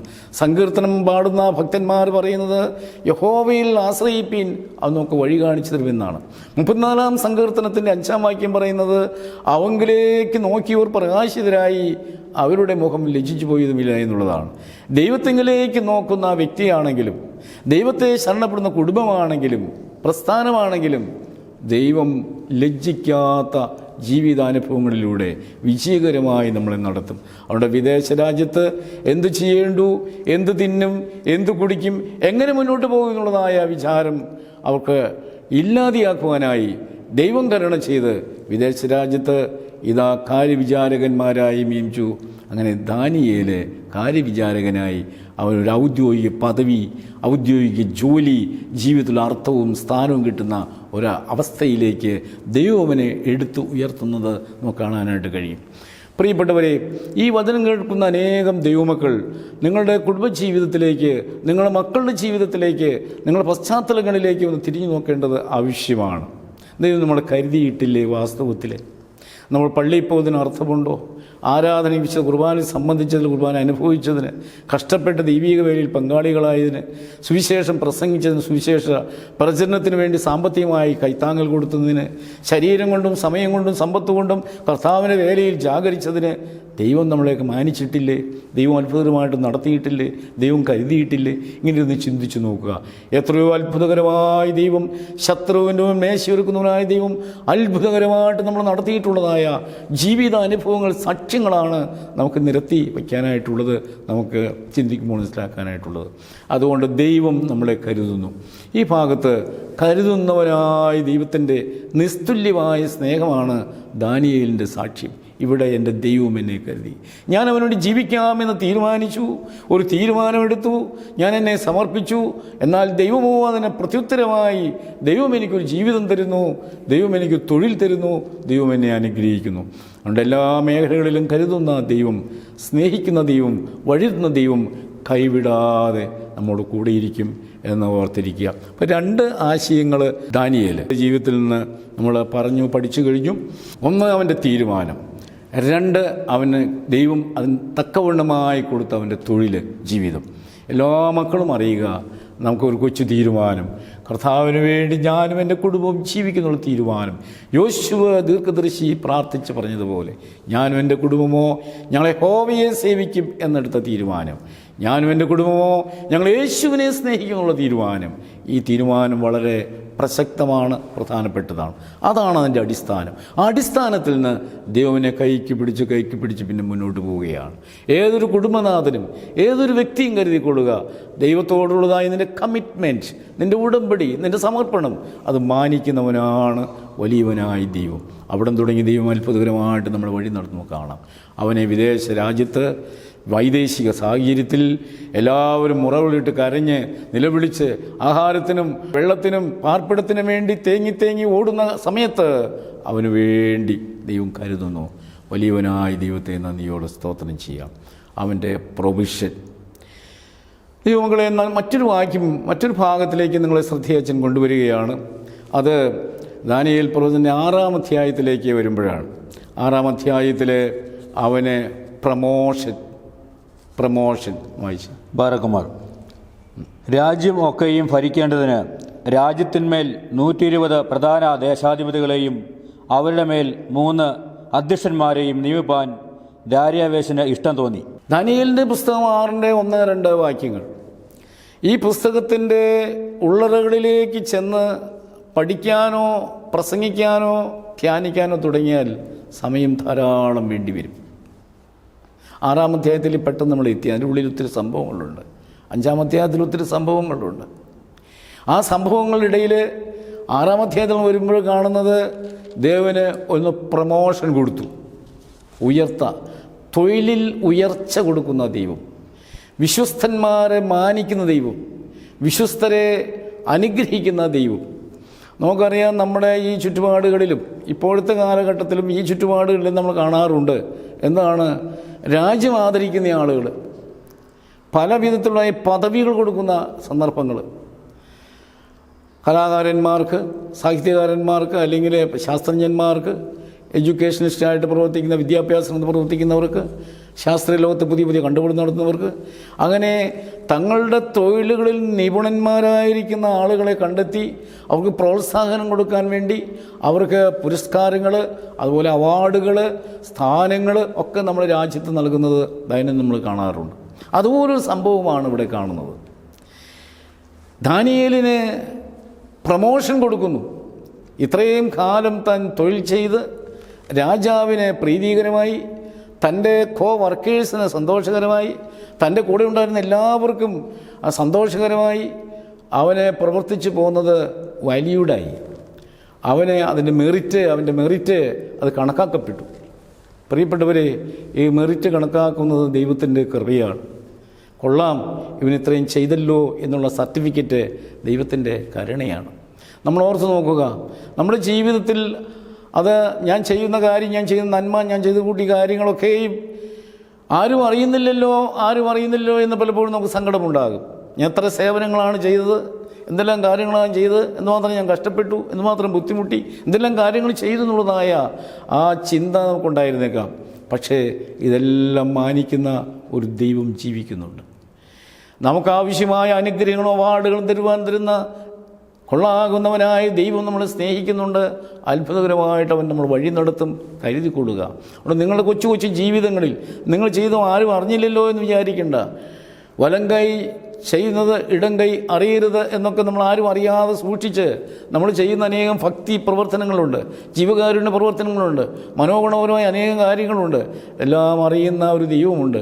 ആ തമ്പുരാൻ തക്കവണ്ണമായി നിന്നെയും നിൻ്റെ കുടുംബത്തെയും അനുഗ്രഹിക്കും, വഴി നടത്തും എന്നുള്ളത് ഈ ഭാഗം നമുക്ക് ഉറപ്പ് നൽകുകയാണ് ചെയ്യുന്നത്. ദാനിയേലിൻ്റെ പുസ്തകം അവരുടെ സാക്ഷ്യമാണ് നമുക്ക് നൽകുന്നത്. അവന് പ്രമോഷൻ കൊടുത്തു. എന്താണ് പ്രമോഷൻ? മൊത്തം രാജ്യം, അപ്പോഴേക്കും ഭരണങ്ങളൊക്കെ മാറിപ്പോയി കേട്ടോ. നെബൂഖദ്നേസർ രാജാവ് മാറിപ്പോയി, ബൽശസ്സർ രാജാവ് മാറിപ്പോയി, അങ്ങനെ രാഷ്ട്രീയ ഭരണങ്ങളെല്ലാം മാറിപ്പോയി. നമ്മൾ കാണുന്നുണ്ട്. ഗവൺമെൻറ്റുകളെല്ലാം മാറിപ്പോകും. അധികാരികളെല്ലാം മാറി മാറിപ്പോകും. ഒന്നിനും സ്ഥായിയായ നിലനിൽപ്പ് ഈ ഭൂമിയിലില്ല. ഒരു രാജ്യത്തിനും, ഒരു രാജ്യത്തിനും, രാജകൊട്ടാരത്തിനും, ഓരോ സാമ്രാട്ടുകൾക്കും, സാമ്രാജ്യങ്ങൾക്കും ഒന്നും സ്ഥായിയായി നിലനിൽക്കാൻ സാധ്യമല്ല. ഓരോ പീരീഡ് കഴിയുമ്പോൾ അതെല്ലാം മാറി മാറി മാറി ഇങ്ങനെ പോയിക്കൊണ്ടിരിക്കുമെന്നുള്ളത് യാഥാർത്ഥ്യമാണ്. അങ്ങനെ അവിടെയും സംഭവിച്ചു. ഇപ്പോൾ വന്നിരിക്കുന്നത് ദരിയാവേശിൻ്റെ കാലത്താണ്. ദേരിയസ് ദ ഫസ്റ്റ് എന്ന് പറയും. ദേരിയസ് ഫസ്റ്റ്, ദരിയാവേശിൻ്റെ കാലം വന്നു. അങ്ങനെ ചക്രവർത്തിമാർ മാറിപ്പോയി. രാജ്യത്തിൻ്റെ പല മാറ്റങ്ങളും എല്ലാ വകുപ്പുകളൊക്കെ മാറിപ്പോയി. ഇപ്പോൾ വന്നെങ്കിൽ ദരിയാവേശ് രാജാവിൻ്റെ കാലത്താണ്. അവിടെ രാജാവ് ഒരു കാര്യം ചെയ്തു. ഈ വലിയ സാമ്രാജ്യത്തെ അവന് 120 ജില്ലകളെ, ഡിസ്ട്രിക്റ്റുകളായിട്ട് ഭാഗിച്ചു. 120. ഈ 120 ഡിസ്ട്രിക്റ്റുകളെയും ഭരണസൗകര്യത്തിന് വേണ്ടി 3 സംസ്ഥാനങ്ങളാക്കി. 120 പ്രോവിൻസുകളെ ഭരണസൗകര്യത്തിന് വേണ്ടി 3 സംസ്ഥാനങ്ങളായി, സ്റ്റേറ്റുകളായി തിരിച്ചു. ഈ 3 സ്റ്റേറ്റുകൾക്ക് 3 ഗവർണർമാരെ തിരഞ്ഞെടുത്തു. നോക്കണേ, എന്തൊരു അത്ഭുതകരമായ പ്രവർത്തനമാണ്. ഇത്ര വലിയൊരു സാമ്രാജ്യത്തിൽ ഈ ഭരണം കൃത്യമായും ഭംഗിയായി നിർവഹിക്കാൻ ദേരിയസ് ദ ഫസ്റ്റ് ഇത് 120 ജില്ലകളാക്കി, പ്രോവിൻസുകളാക്കി, അതിനെ 3 സംസ്ഥാനങ്ങളാക്കി. ആ സംസ്ഥാനങ്ങൾക്ക് 3 ഗവർണേഴ്സിനെ തിരഞ്ഞെടുത്തു. ആ ഗവർണേഴ്സിൽ ഒരുവനായിരുന്നു ദാനിയേൽ. എന്തുമാത്രം അത്ഭുതകരമായ രീതിയിലാണ് ദൈവം നടത്തുന്നത്. അവൻ്റെ ജീവിതത്തിലെ തീരുമാനം, ദൈവത്തോടുള്ളതായ അവൻ്റെ സമർപ്പണവും പ്രാർത്ഥനയും നിമിത്തം ജീവിതത്തെ വിശുദ്ധിയോടെ കാത്തതിനാൽ, ജീവിതത്തിൽ പ്രാർത്ഥിച്ച് ദൈവത്തെ മാത്രം മുൻനിർത്തി ജീവിച്ചതിനാൽ, ദൈവത്തിന് മാനവും മഹത്വം കൊടുത്തുകൊണ്ടിരുന്നതിനാൽ ദൈവം അവനെ മാനിച്ചു. ശമൂവേലിൻ്റെ പുസ്തകത്തിലൊരു വചനം നമ്മെ പഠിപ്പിക്കുന്നുണ്ട്. എന്നെ മാനിക്കുന്നവനെ ഞാൻ മാനിക്കും. ദൈവമേ, നന്ദിയോടെ സ്തോത്രം.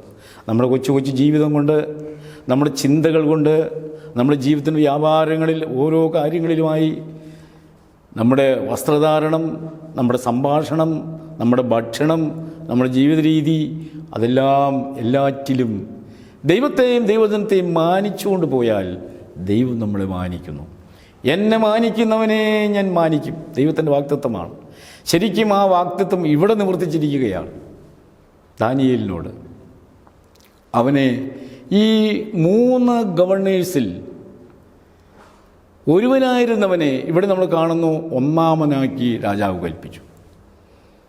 എന്താണ് ഒരു ഭക്തൻ പറഞ്ഞിരുന്നത്? ഫസ്റ്റ് എമംഗ് ദ ഈക്വൽസ് എന്നാണ് ഇതിനെക്കുറിച്ച്. തുല്യരായിരുന്നതിൽ ഒന്നാമൻ. എല്ലാവരും ഒന്നാമന്മാരാണ്, പക്ഷെ അതിൽ തന്നെ ഒരു ഒന്നാമൻ. ആരാണ് വേണ്ടത്? ചക്രവർത്തി തീരുമാനിച്ചു, അത് ദാനിയേലായിരിക്കട്ടെ. ദാനിയേൽ ഭരണ നിപുണനായിരുന്നു. Daniel ഭക്തനായിരുന്നു, വിശുദ്ധനായിരുന്നു, വിവേകിയായിരുന്നു, ബുദ്ധിമാനായിരുന്നു, അനുഗ്രഹിക്കപ്പെട്ടവനായിരുന്നു Daniel. അവനെ ഈ 3 പേരിൽ ഒന്നാമത്തവനായി രാജാവ് കൽപ്പന കൊടുത്താക്കി. First among the equals. പ്രിയപ്പെട്ടവരെ, ദാനിയേലിൻ്റെ ജീവിതത്തിൻ്റെ ഉയർച്ച, അടിമരാജ്യത്ത് അടിമയായി ജീവിച്ച് അടിമ പരിവരുത്ത സാഹചര്യങ്ങളിൽ ജീവനുള്ള ദൈവത്തെ നോക്കി ആ ടീനേജുകാരൻ തൻ്റെ ജീവിതത്തെ സമർപ്പിച്ചപ്പോൾ ദൈവം ആ ടീനേജുകാരനെ തൻ്റെ മാറോട് ചേർത്ത് അണച്ചിട്ട് തൻ്റെ വലങ്കരം വെച്ച് അനുഗ്രഹിച്ചിട്ട് അവനെ പടിപടിയായി ഉയർത്തി. ഇപ്പോൾ ദേശമെല്ലാം അവനറിയാൻ തുടങ്ങി. എന്താണ് ദാനിയേലിൻ്റെ ശ്രേഷ്ഠതയെക്കുറിച്ച്, മഹത്വത്തെക്കുറിച്ച്, വിവേകത്തെക്കുറിച്ച്, ജ്ഞാനത്തെക്കുറിച്ച്, അവൻ്റെ ഭരണ നിപുണതയെക്കുറിച്ച് രാജാവും ജനങ്ങളും ബോധവാന്മാരായി. അങ്ങനെ അവൻ്റെ പ്രമോഷൻ ദൈവനെ തൻ്റെ തൊഴിലിൽ നിന്ന് വിശ്വസ്തനായതുകൊണ്ട് ഉയർത്തി.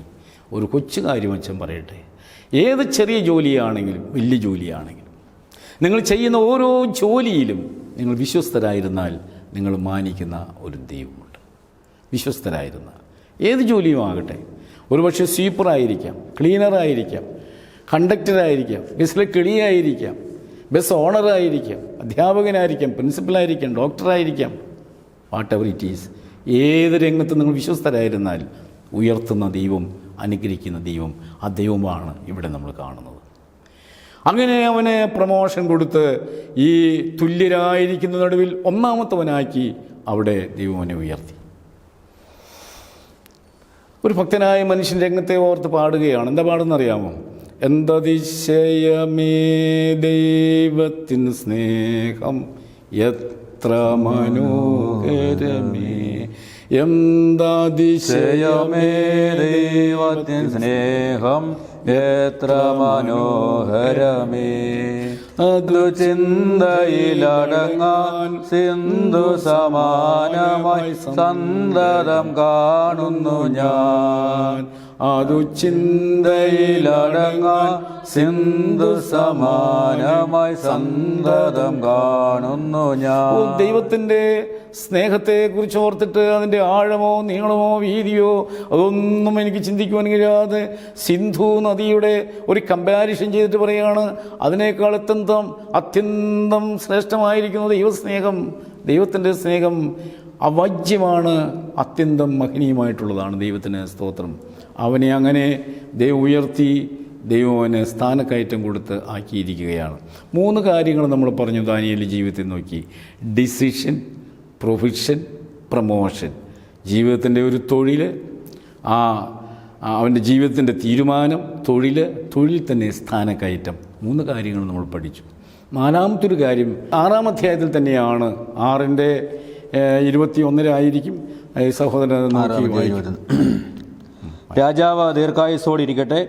സിംഹങ്ങൾ എനിക്ക് കേടുവരുത്താതിരിക്കേണ്ടതിന് എൻ്റെ ദൈവം തൻ്റെ ദൂതനെ അയച്ചു, അവയുടെ വായ അടച്ചു കളഞ്ഞു. രാജാവ് ദീർഘായുസ്സായിരിക്കട്ടെ. ദൈവം തൻ്റെ ദൂതനെ അയച്ച് സിംഹത്തിൻ്റെ വായ അടച്ചു. ഞാൻ ചിന്തിക്കുകയാണ്, പ്രിയപ്പെട്ടവരെ, ഈ ഭാഗം എങ്ങനെയാണ് ഒരു വചനശ്രൂഷയുള്ള ബന്ധത്തിൽ സമയപരിമിതിയിൽ നമുക്ക് ധ്യാനിക്കേണ്ടത്, പറയേണ്ടത് എന്ന്.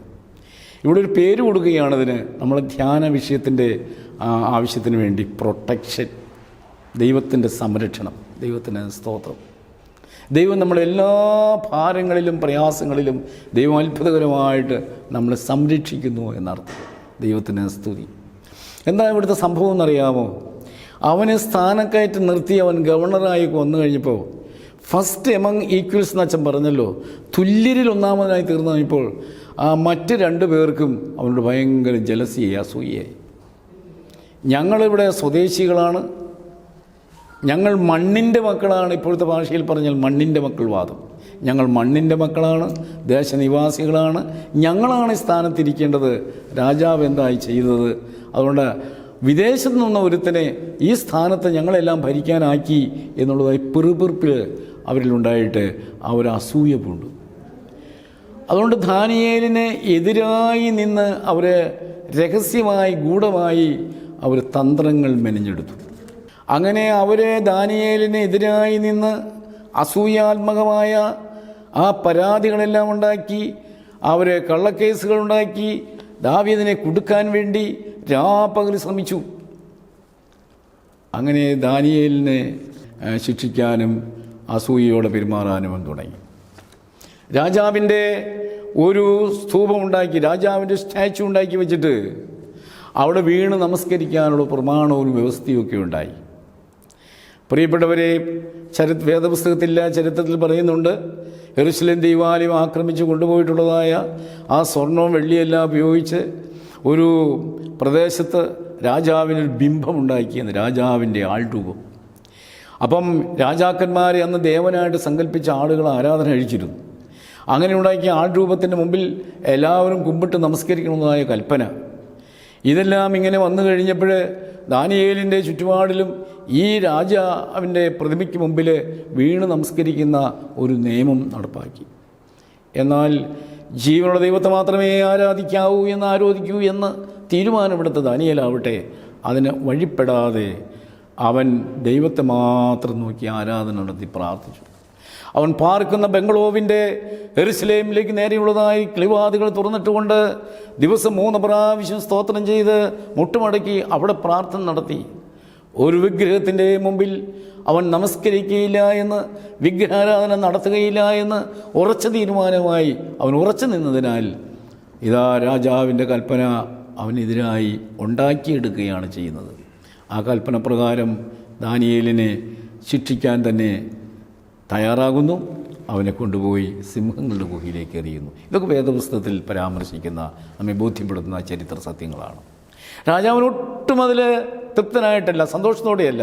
പക്ഷേ തൻ ചക്രവർത്തിയായതുകൊണ്ട് തൻ്റെ നിയമം പാലിക്കപ്പെടേണ്ടതുകൊണ്ട്, അതുപോലെ നടക്കേണ്ടത് ആവശ്യമുള്ളതുകൊണ്ട്, രാജാവിൻ്റെ വാക്കോ കൽപ്പനയോ തൻ്റെ മോതിരം കൊണ്ട് മുദ്ര വെച്ചിട്ടുള്ളതായ തൻ്റെ വാക്കുകൾ പിന്മാറാൻ പറ്റാത്തതുകൊണ്ട് അങ്ങനെ തന്നെ സംഭവിക്കുകയാണ്. ദാനിയേലിനെ കൊണ്ടുപോയി സിംഹത്തിൻ്റെ ഗുഹയിലേക്ക് എറിഞ്ഞു. പ്രിയപ്പെട്ടവരെ, നമ്മുടെ മനസ്സിലൊന്ന് ഓർത്ത് നോക്കിയേ.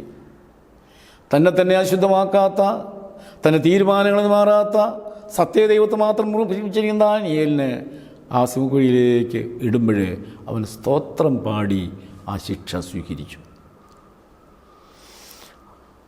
സഭയുടെ ഭൗതിക സഭയുടെ പരമാധ്യക്ഷനായിരിക്കുന്ന സഭാതലവനായ നമ്മുടെ പരിശുദ്ധ പിതാവിനെ നമ്മൾ വിളിക്കുന്നത്, ആ സ്ഥാനത്തിന് പേര് കൊടുത്തിരിക്കുന്നത് മോർ ഇഗ്നാത്യോസ് എന്നാണ്. ഇഗ്നാത്യോസ് പിന്നെയാണ് പേര് പറയുന്നത്, ഇഗ്നാത്യോസ് പാവ. മോർ ഇഗ്നാത്യോസ് എന്താണ്? മോർ ഇഗ്നാത്യോസ് രാജകൽപ്പന അനുസരിച്ച് കൊല്ലാനായിട്ട് തന്നെ കൊണ്ടുപോകുമ്പോൾ അദ്ദേഹം പറയുന്നുണ്ട്, എന്നെ സമുദ്രത്തിലെറിഞ്ഞാൽ ഞാൻ യോനയുടെ കാര്യം ഓർക്കും, എന്നെ കുരിശിച്ചാൽ ഞാൻ യേശുവിനെ ധ്യാനിച്ചുകൊണ്ടിരിക്കും,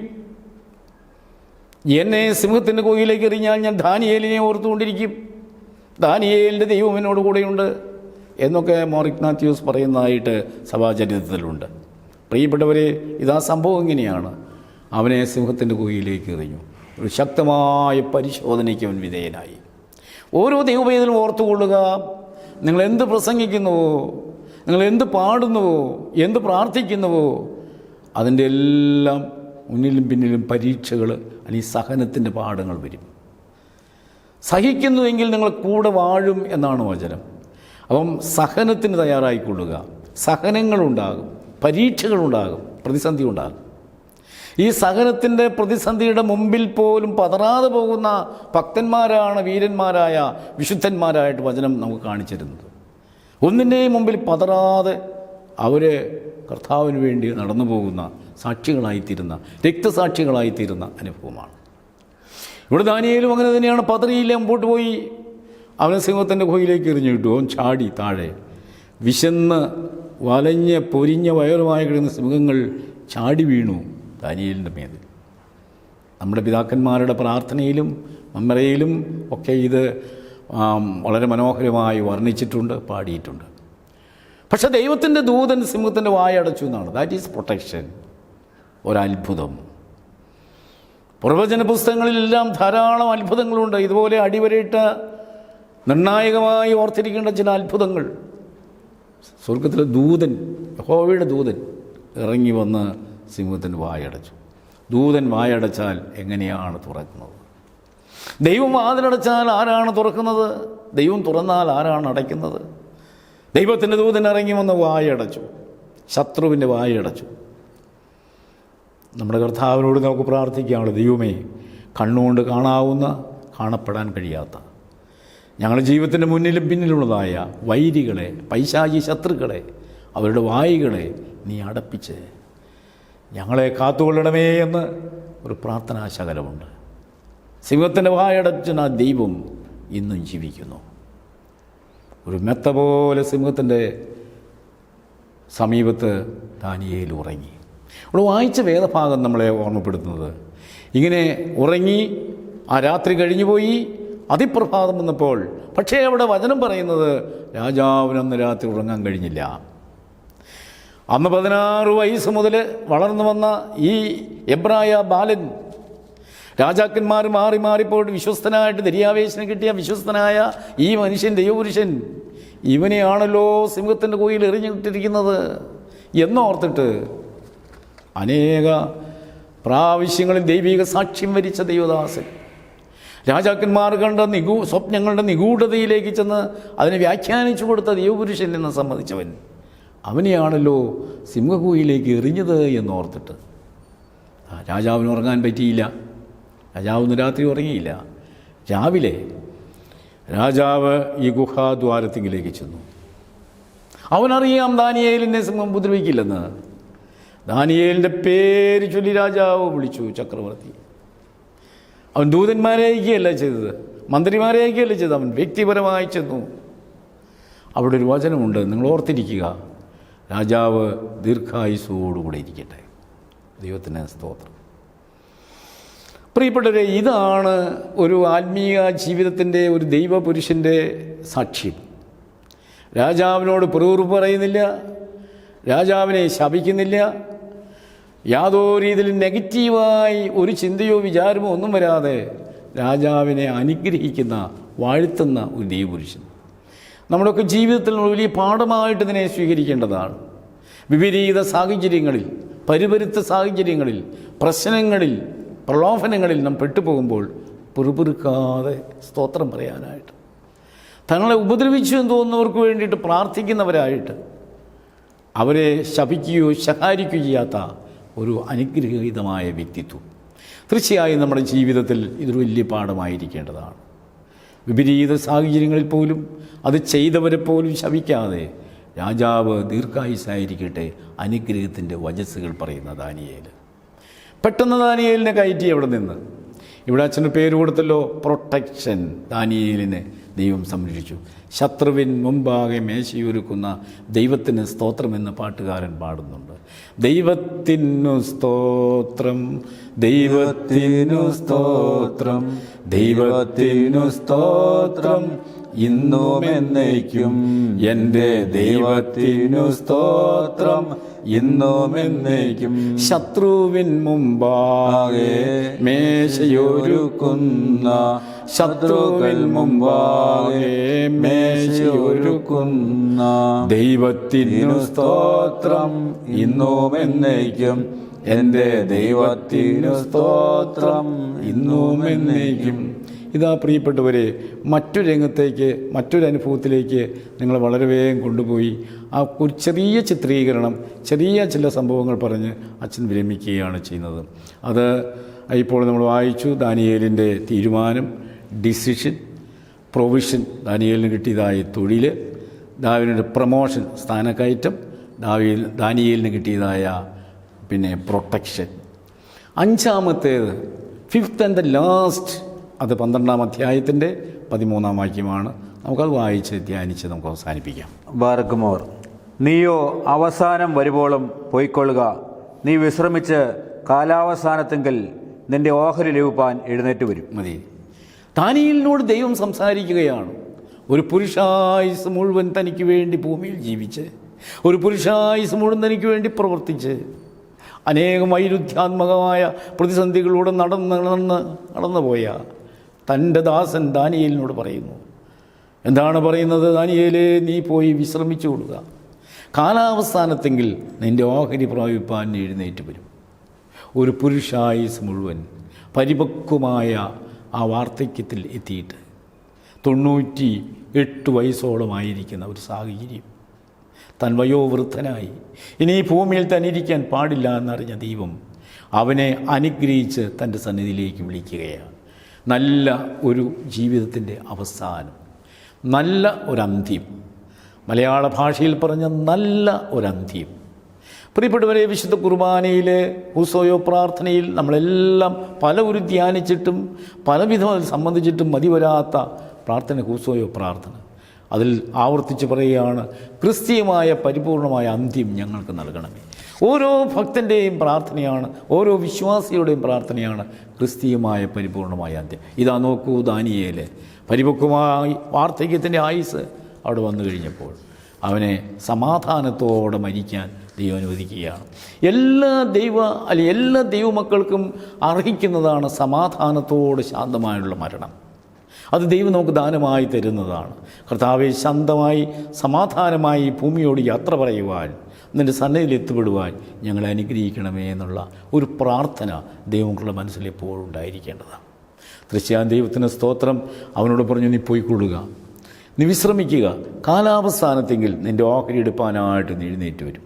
കർത്താവിൻ്റെ 2ാമത്തെ വരവിനെക്കുറിച്ച് വിശുദ്ധ വേദപുസ്തകത്തിൻ്റെ ഉൽപ്പത്തി തുടങ്ങി ഇങ്ങനെ പോയി വെളിപാട് പുസ്തകത്തിൻ്റെ അവസാനം വരുമ്പോൾ യോഹന്നാൻ പ്രാർത്ഥിച്ച് പറയുന്നു, ആമീൻ കർത്താവായ യേശുവേ, നീ വേഗം വരണമേ.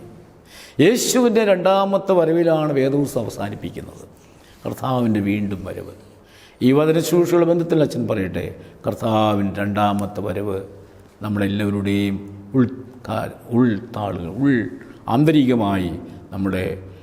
ആന്തരികമായി എപ്പോഴും ചിന്താവിഷയമായിരിക്കുക. ഉൾത്താരുകളിൽ കർത്താവായ യേശുവേ നീ വേഗം വരണമേ. അപ്പോൾ യേശുവിൻ്റെ വീണ്ടും വരവാണ് നമ്മുടെ ഏറ്റവും വലിയ തീവ്രമായ ധ്യാനം, നമ്മുടെ ജാഗരണം, നമ്മുടെ ഓർമ്മയിലുണ്ടായിരിക്കേണ്ടത്. അതുകൊണ്ട് ദാനിയേലിനെ ഇത്ര ദീർഘമായൊരു പുരുഷായുസ്സം ചെയ്തു തീർത്തവനെ അനുഗ്രഹിച്ച്, ഭൗതികമായ ജീവിതവും ആത്മീയമായ ജീവിതവും അനുഗ്രഹിച്ച്, അവന് പ്രത്യാശയോട് വേർപാടിന് ദൈവം അവസരം കൊടുത്ത് അവനെ അനുഗ്രഹിക്കുന്ന ഒരു ജീവചരിത്രമാണ് ദാനിയേൽ പുസ്തകത്തിൽ നമ്മൾ കാണുന്നത്. ഇതിൻ്റെ ഒരു മറുവശമുണ്ട്, ദാനിയേൽ പ്രവചനം, എല്ലാ വിശ്വാസികൾക്കും പ്രത്യാശ കൊടുക്കുന്ന പ്രവചനം. ആ പ്രവചനവും നമുക്ക് ആശാപരമായി വചനങ്ങൾ തരുന്നതാണ്. നമ്മളായിരിക്കുന്നിടങ്ങളിൽ പ്രാർത്ഥിച്ച് അവസാനിപ്പിക്കാം. കാരുണ്യവാനും നിത്യനുമായ ദൈവമേ, നന്ദിയോടെ നിനക്ക് സ്തുതി, സ്തോത്രം. കർത്താവേ, നിൻ്റെ ദാസനും പ്രവാചകനുമായ ദാനിയേലിൻ്റെ ജീവിതത്തിൽ അവൻ്റെ കൊച്ചുനാൾ തുടങ്ങി അവൻ്റെ വാർദ്ധക്യം വരെയുമുള്ള അവൻ്റെ ജീവിത ആയുസ്സിൽ നീ അനുഗ്രഹിച്ചത് വഴി നടത്തിയതുമായ അത്ഭുത സംഭവങ്ങൾ ഞങ്ങൾ ധ്യാനിക്കുന്നു. ഞങ്ങളുടെയും ജീവിതത്തെ തൊട്ട് അനുഗ്രഹിച്ച് ഞങ്ങളുടെ ജീവിതത്തിൽ സമർപ്പണവും നിൻ്റെ നാമത്തിലുള്ളതായ അനുഗ്രഹീതമായ വേലയും ചെയ്ത് നിറവേറ്റിക്കൊണ്ട് പ്രത്യാശയോടെ വേർപിരിയുവാൻ, ക്രിസ്ത്യമായ നല്ല അന്ത്യത്തിന് നിൻ്റെ വീണ്ടും വരെയുള്ള നോക്കിപ്പാർത്തുകൊണ്ട് മരിക്കുവാൻ ഞങ്ങളെല്ലാവരും അനുഗ്രഹിക്കുമാറാകണമേ. യേശുവിൻ്റെ നാമത്തിൽ തന്നെ ആമേൻ. ദൈവനാമം മഹത്വപ്പെടുമാറാകട്ടെ. കേൾവിക്കാരായി എന്നെ ശ്രദ്ധിച്ച എല്ലാവരോടും നന്ദി പറയുന്നു. ദൈവത്തിന് സ്തോത്രം, ദൈവത്തിന് മഹത്വം. ദൈവതിരുനാമം മഹത്വപ്പെടുമാറാകട്ടെ. ഇന്ന് അനേകം പ്രാർത്ഥനാ വിഷയങ്ങൾ പ്രാർത്ഥനയ്ക്കായിട്ട് നമുക്ക് ലഭിച്ചിട്ടുണ്ട്. ലോകത്തിൻ്റെ വിവിധ ഭാഗങ്ങളിലിരുന്ന് പ്രാർത്ഥനയെ ആഗ്രഹിച്ചിരിക്കുന്ന അനേകം മനുഷ്യരുണ്ട്. പ്രത്യേകിച്ച് ഈ കൊറോണ കാലഘട്ടത്തിൽ വ്യാപരിച്ചിരിക്കുന്ന കോവിഡ്-19 വൈറസിൻ്റെ വ്യാപനം വേഗത്തിൽ തടയപ്പെടുവാനും അത് മറ്റുള്ളവരിലേക്ക് പകരുന്നത് അവസാനിക്കുവാനും രോഗത്തിൻ്റെ വ്യാപനം ഇല്ലാതാകുവാനുമായി നമുക്ക് ദൈവസന്നിധിയിൽ മുട്ടിപ്പായി പ്രാർത്ഥിക്കാം. ക്യാൻസർ രോഗവും ഷുഗറിനോട് ബന്ധപ്പെട്ട രോഗങ്ങളുമായി മറ്റ് വിവിധ രോഗാനുഭവങ്ങളിലായിരിക്കുന്നവരെ സമർപ്പിച്ച് പ്രാർത്ഥിക്കും. സാമ്പത്തികമായി പ്രയാസമനുഭവിക്കുന്നവർ, കടബാധ്യതയാൽ പ്രയാസമനുഭവിക്കുന്നവർ, ഭർത്താവിൻ്റെ മക്കളുടെ മദ്യപാനത്താൽ ശിഥിലമായ കുടുംബങ്ങളിൽ പാർക്കുന്നവർക്ക് വേണ്ടി, വിവിധങ്ങളായ പ്രയാസങ്ങളുടെ അനുഭവത്തിലിരിക്കുന്നവർക്ക് വേണ്ടി നമുക്ക് ചേർന്ന് പ്രാർത്ഥിക്കാം. പ്രത്യേകമായിട്ട് പ്രാർത്ഥനാ വിഷയം നമ്മളോട് ആവശ്യപ്പെട്ടിരിക്കുന്നത് സാലി പൗലോസ് എന്ന് പറയുന്ന വിശ്വാസി വൻകുടലിൽ ക്യാൻസർ മൂലം 2 ഓപ്പറേഷൻ കഴിഞ്ഞു. ഒരു ഓപ്പറേഷൻ കൂടി വേണമെന്ന് പറഞ്ഞിരിക്കുന്നു. വലിയ സഹനത്തിലും എന്നാൽ നല്ല പ്രത്യാശയോടെ കഴിയുന്ന ഈ മകൾക്ക് വേണ്ടി ദൈവസന്നിധിയിൽ നമുക്ക് ചേർന്ന് പ്രാർത്ഥിക്കാം. ദൈവമേ, കരുണയായിരിക്കണമേ, സൗഖ്യം കൊടുക്കണമേ. അപ്പോൾ തന്നെ ഒരു ഭവനം നിർമ്മിക്കുവാനും ഈ സഹോദരിയുടെ മകൻ്റെ വിവാഹ തടസ്സം മാറിക്കിട്ടുവാനും വേണ്ടി പ്രാർത്ഥനാ സഹായം ചോദിച്ചിട്ടുണ്ട്. നമുക്കെല്ലാവർക്കും ചേർന്ന് ആ മകൾക്ക് വേണ്ടി പ്രാർത്ഥിക്കാം. ദൈവമേ, കരുണയായിരിക്കണമേ. അതുപോലെ തന്നെ കൊറോണ രോഗത്തിൽ കഴിയുന്നവർക്ക് വേണ്ടി പ്രാർത്ഥനാ സഹായം ചോദിച്ചുകൊണ്ട് അനേകർ പ്രാർത്ഥന ആവശ്യപ്പെട്ടിട്ടുണ്ട്. വിവിധങ്ങളായ ആശുപത്രികളിലും ഭവനങ്ങളിലും ആ രോഗം മൂലം വിശ്രമിക്കുന്നവർക്ക് വേഗത്തിൽ സൗഖ്യം ലഭിപ്പാൻ, മറ്റുള്ളവരേക്ക് അത് പടരാതിരിക്കുവാൻ തക്കവണ്ണം കരുണ ആയിരിക്കണമേ എന്ന് ദൈവസന്നിധിയിൽ നമുക്ക് ചേർന്ന് പ്രാർത്ഥിക്കാം. ദൈവമേ, കരുണയായിരിക്കണമേ, അവർക്ക് സൗഖ്യം കൊടുക്കണമേ. കുറേ നാളുകളായി ചികിത്സയിലായിരിക്കുന്ന പൈലിക്കുഞ്ഞ് എന്ന് പറയുന്ന കർത്തൃദാസന് പൂർണ്ണ സൗഖ്യത്തിന് വേണ്ടി പ്രാർത്ഥന സഹായം ചോദിച്ചിരിക്കുന്നു. നമുക്ക് ആ ദാസന് വേണ്ടി പ്രാർത്ഥിക്കാം. ദൈവമേ, കരുണയായിരിക്കണമേ, സൗഖ്യം കൊടുക്കണമേ. ഇയർ ഡ്രമ്മിന് ഹോളുണ്ട്, ഓപ്പറേഷൻ വേണമെന്ന് പറഞ്ഞിരിക്കുന്ന എലിയാസ് എന്ന പ്രിയപ്പെട്ട സഹോദരന് ഓപ്പറേഷൻ കൂടാതെ തന്നെ സൗഖ്യം ലഭിക്കുവാനായിട്ട് പ്രാർത്ഥന ആവശ്യപ്പെട്ടിട്ടുണ്ട്. നമുക്കെല്ലാവർക്കും ചേർന്ന് ദൈവസന്നിധിയിൽ ആ പ്രിയപ്പെട്ട കർത്തൃദാസനെ സമർപ്പിച്ച് പ്രാർത്ഥിക്കാം. ദൈവമേ, കരുണയായിരിക്കണമേ, സൗഖ്യം കൊടുക്കണമേ. അമേലിയ കൃപാമോൾ സൗഖ്യത്തിനു വേണ്ടി പ്രാർത്ഥന ചോദിച്ചിരിക്കുന്നു. ആയിരിക്കുന്ന രോഗാനുഭവത്തിന് വിടുതൽ കിട്ടുവാനായിട്ട് കർത്താവെ ആ പ്രിയ മക്കളോട് കരുണ ചെയ്യണമേ എന്ന് നമുക്ക് ചേർന്ന് പ്രാർത്ഥിക്കാം. കർത്താവെ കരുണയായിരിക്കണമേ. ഡയാലിസിസ് ചെയ്തുകൊണ്ടിരിക്കുന്ന ഉഷയ്ക്കും അതുപോലെ തന്നെ ഡയാലിസിസിൻ്റെ അനുഭവത്തിൽ കഴിയുന്ന അനേകം പേർക്കും സൗഖ്യം ലഭിക്കുവാനും ശാരീരികമായ സ്വസ്ഥത അനുഭവിക്കുവാനും പ്രാർത്ഥന ആവശ്യപ്പെട്ടുകൊണ്ട് പ്രാർത്ഥനാ സഹായം ചോദിച്ചിരിക്കുന്നു. ആ പ്രിയപ്പെട്ടവർക്ക് സൗഖ്യമുണ്ടാകുവാൻ നമുക്ക് ചേർന്ന് പ്രാർത്ഥിക്കാം. കർത്താവെ കരുണയായിരിക്കണമേ, പൂർണ്ണമായ സൗഖ്യം കൊടുക്കണമേ. ക്യാൻസർ രോഗം മൂലം ഭാരപ്പെടുന്ന മിനി, സാലി തുടങ്ങിയവർ പ്രാർത്ഥനാ സഹായം ചോദിച്ചിട്ടുണ്ട്.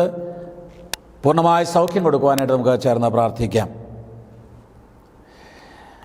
റോഷ് എന്ന് പറയുന്ന പ്രിയപ്പെട്ട കർത്തുദാസൻ ബിടെക് കഴിഞ്ഞ് 15 ലക്ഷത്തിലധികം രൂപ മുടക്കി UK-യിൽ വലിയ പ്രതീക്ഷയോടെ പഠിച്ച് ജോലി ലഭിക്കുമെന്ന് ചിന്തിച്ച് പോയെങ്കിലും കൊറോണ രൂക്ഷമായപ്പോൾ തിരികെ പോരേണ്ടി വന്നു. ആകയാൽ കടവും അതിനോട് ബന്ധപ്പെട്ട പ്രയാസത്തിലും ഒക്കെയും ആയിരിക്കുന്നു. അദ്ദേഹത്തിൻ്റെ ആ പ്രയാസങ്ങൾ മാറുവാനും ജോലി ലഭിക്കുവാനും എല്ലാ മാനസിക ബുദ്ധിമുട്ടുകളും മാറുവാനും നമുക്ക് ദൈവസന്നിധിയിൽ പ്രാർത്ഥിക്കാം. പ്രാർത്ഥനാ വിഷയം തന്നിരിക്കുമ്പോൾ ദൈവസന്നിധി നമുക്ക് ചേർന്ന് ആ പ്രിയപ്പെട്ട കർത്തുദാസിന് വേണ്ടി പ്രാർത്ഥിക്കാം. കർത്താവെ കരുണയായിരിക്കണമേ, എല്ലാ തടസ്സങ്ങളും മാറി ജോലി ലഭിക്കുവാൻ സഹായിക്കണമേ. അതുപോലെ തന്നെ മദ്യപാനത്തിൽ നിന്നുള്ള വിടുതലിനും മാനസാന്തര ജീവിതത്തിനുമായിട്ട് ബിജേഷ്, ത്യാഗരാജ്, ബേബി, തമ്പി തുടങ്ങിയവർ പ്രാർത്ഥനാ സഹായം ചോദിച്ചിട്ടുണ്ട്. അവർക്ക് വേണ്ടി നമുക്ക് പ്രത്യേകമായിട്ട് പ്രാർത്ഥിക്കാം. കർത്താവേ ഇടപെട്ട് അവരുടെ മദ്യപാന ശീലത്തിന് വിടുതൽ കൊടുക്കണമേ, പൂർണ്ണ സന്തോഷം നൽകണമേ എന്ന് നമുക്ക് പ്രാർത്ഥിക്കാം. കർത്താവേ കരുണയായിരിക്കണമേ.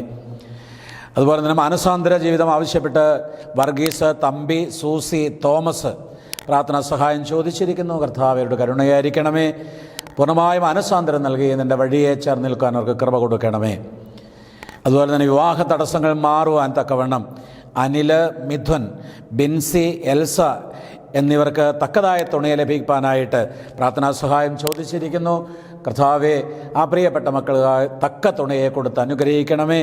എല്ലാ തടസ്സങ്ങളും മാറി കുടുംബജീവിതം നയിപ്പാൻ കർത്താവെ ആ മക്കൾക്ക് കൃപ നൽകണമേ എന്ന് പ്രാർത്ഥിക്കുന്നു.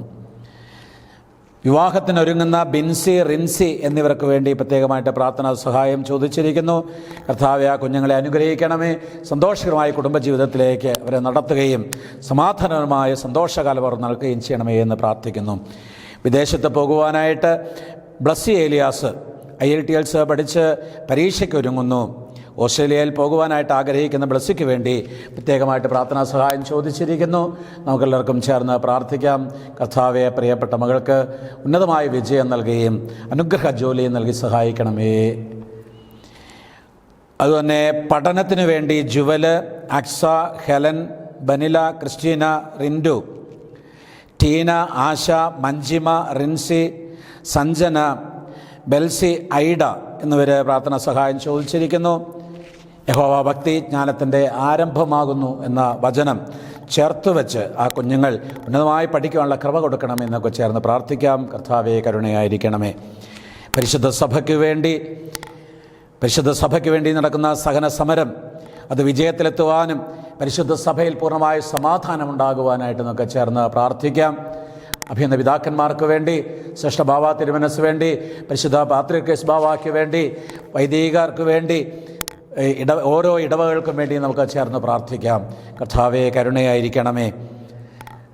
സഭയുള്ള ഉണ്ടായത് പ്രതിസന്ധിയെ തുടർന്ന് നഷ്ടപ്പെട്ട ദേവാലയങ്ങൾ മടക്കി ലഭിക്കുവാനും പിതാക്കന്മാരുടെ വഴിയെ പിതാക്കന്മാർ കാണിച്ചു തന്ന പാതയിലൂടെ സഞ്ചരിച്ച് അവിടെ ചെന്ന് ആരാധന അർപ്പിപ്പാൻ തക്കമുള്ള സാഹചര്യം ലഭിക്കാനായിട്ട് നമുക്ക് ചേർന്ന് പ്രാർത്ഥിക്കാം. അതിന് തടസ്സമായി നിൽക്കുന്ന എല്ലാ വിഷയങ്ങളും മാറിപ്പോയി കർത്താവെ കരുണ ചെയ്ത് സഹായിക്കണമെന്ന് ചേർന്ന് പ്രാർത്ഥിക്കാം. കർത്താവെ കരുണയായിരിക്കണമേ. ശാന്തി രാജു ഇവരുടെ മകൻ അതിർത്തി തർക്കവുമായി ബന്ധപ്പെട്ട കേസിൽ കുടുങ്ങിയിരിക്കുന്നു. എത്രയും വേഗം അതിൽ നിന്ന് മോചനം ലഭിക്കാനായിട്ട് പ്രാർത്ഥനാ സഹായം ചോദിച്ചിരിക്കുന്നു. അവരുടെ ആ തർക്കങ്ങൾ മാറുവാനും തടസ്സങ്ങൾ നീങ്ങുവാനും കുടുംബത്തിൽ സ്വസ്ഥതയും സമാധാനം ഉണ്ടാകുവാനായിട്ട് നമുക്ക് ദൈവസന്നിധിയിൽ ചേർന്ന് പ്രാർത്ഥിക്കാം. കർത്താവെ, എല്ലാ തടസ്സങ്ങളും മാറിപ്പോയി അവിടെ സമാധാനം ഉണ്ടാകുമാറാകണമേ. അതുപോലെ തന്നെ ബേസിൽ അക്രൈസ്തവ യുവതിയുമായി തെറ്റായ സ്നേഹബന്ധത്തിൽ കഴിയുന്നു. അത് വിടുതലിന് വേണ്ടിയിട്ട് ഒരു പ്രാർത്ഥനാ സഹായം ഭവനത്തിൽ നിന്ന് ആവശ്യപ്പെട്ടിട്ടുണ്ട്. ആ പ്രാർത്ഥന സമർപ്പിക്കുന്ന കർത്താവെ, അവിടുത്തെ മഹാകരുണയാലെ കുടുംബത്തിലെ സ്വസ്ഥത വരുന്ന വിധത്തിൽ കർത്താവെ ആ പ്രിയപ്പെട്ട കുടുംബത്തോട് കരുണ ചെയ്യണമേ എന്ന് പ്രാർത്ഥിക്കുന്നു. എല്ലാ പ്രതിസന്ധികളും മാറിപ്പോകുവാനായിട്ട് തമ്പുരാനെ കരുണ കാണിക്കണമേ. സമർപ്പിക്കപ്പെട്ട എല്ലാ പ്രാർത്ഥനാ വിഷയങ്ങളും ദൈവസന്നിധിയിൽ നമുക്ക് സമർപ്പിച്ച് പ്രാർത്ഥിക്കാം. Hallelujah, hallelujah, hallelujah, hallelujah, hallelujah, hallelujah, hallelujah, hallelujah, hallelujah. കാരുണ്യവാനായ തമ്പുരാനെ, അവിടുത്തെ മുമ്പാകെ സമർപ്പിക്കപ്പെട്ടിരിക്കുന്ന എല്ലാ പ്രാർത്ഥനാ വിഷയങ്ങളും തമ്പുരാനെ അവിടെ നിന്ന് ഏറ്റെടുത്ത് യഥാസമയം യഥായോഗ്യം നിൻ്റെ മക്കൾക്ക് അവിടുത്തെ ഹിതത്താൽ അനുഗ്രഹങ്ങളെ വർഷിച്ച് പൂർണ്ണമായ സൗഖ്യവും കുടുംബങ്ങളിൽ സ്വസ്ഥതയും സമാധാനവും ജോലി വേണ്ടവർക്ക് ജോലിയും പ്രയാസത്തിലിരിക്കുന്നവർക്ക് വിടുതലും നൽകി അനുഗ്രഹിക്കണമെന്ന് പ്രാർത്ഥിക്കുന്നു. മദ്യപാനത്തിന് വിടുതൽ നൽകുവാൻ കർത്താവെ നിൻ്റെ വചനം ഇടപെടുവാൻ തക്കവണ്ണം കർത്താവെ കരുണ കാണിക്കണമേ. മാനസാന്തര അനുഭവത്തിലേക്ക് വരുവാൻ നിൻ്റെ വചനം ഇടപെടുവാൻ തക്കവണ്ണം കരുണ കാണിക്കണമേ. നിൻ്റെ വചനത്തിലൂടെ നിന്നെ തിരിച്ചറിഞ്ഞ് അങ്ങയുടെ പാത പിൻപറ്റുവാൻ നിൻ്റെ മക്കളെ അനുഗ്രഹിക്കുന്നു പ്രാർത്ഥിക്കുന്നു. പഠിക്കുന്ന കുഞ്ഞുങ്ങൾക്ക് എല്ലാവിധമായ ആത്മീയ ബലവും ശക്തിയും നൽകി വളർത്തണമേ. അമ്മേ മാതാവേ, സകല വിശുദ്ധന്മാരെ തമ്പുരാനോട് ഈ വിഷയങ്ങളെല്ലാം സമർപ്പിച്ച് പ്രാർത്ഥിക്കുവാൻ കരുണ കാണിക്കണമേ എന്ന് അപേക്ഷിക്കുകയാണ്. നിങ്ങളുടെ പ്രാർത്ഥനയാൽ ദൈവമായ കർത്താവ് പ്രിയപ്പെട്ട കുഞ്ഞുങ്ങളെ ഓരോരുത്തരെയും അനുഗ്രഹിച്ച് പൂർണ്ണ സന്തോഷവും സമാധാനവും നൽകി അനുഗ്രഹിക്കുമാറാകണമേ. അൻപുള്ള യേശുവിൻ്റെ നാമത്തിൽ ചോദിക്കുന്നു, സ്വർഗ്ഗസ്ഥ പിതാവേ, കേട്ട് ഉത്തരമല്ലുമാറാകണമേ. ആമീൻ. നമുക്ക് ചേർന്ന് പ്രാർത്ഥിക്കാം. പിതാവാം ദൈവത്തിൻ്റെ സ്നേഹവും ഏകജാതൻ്റെ കൃപയും പരിശുദ്ധ റൂഹായുടെ സംബന്ധവും സഹവാസവും നാം എല്ലാവരുടെ കൂടെയും നമ്മുടെ വചന കേൾവിയോട് കൂടെയും വചനം സംസാരിച്ച പ്രിയപ്പെട്ടവരുടെ കൂടെയും നമ്മളായിരിക്കുന്ന ഇടങ്ങളും ഭവനങ്ങളോട് കൂടെയും നമ്മൾ എവിടെയായിരിക്കുന്നുവോ ആ ദേശത്തോടും കൂടെയും നമ്മുടെ എല്ലാവിധമായ ആത്മീയ വഴികളോട് കൂടെയും ഇന്നും എന്നാളും ഉണ്ടായിരിക്കുമാറാകട്ടെ. ആമീൻ.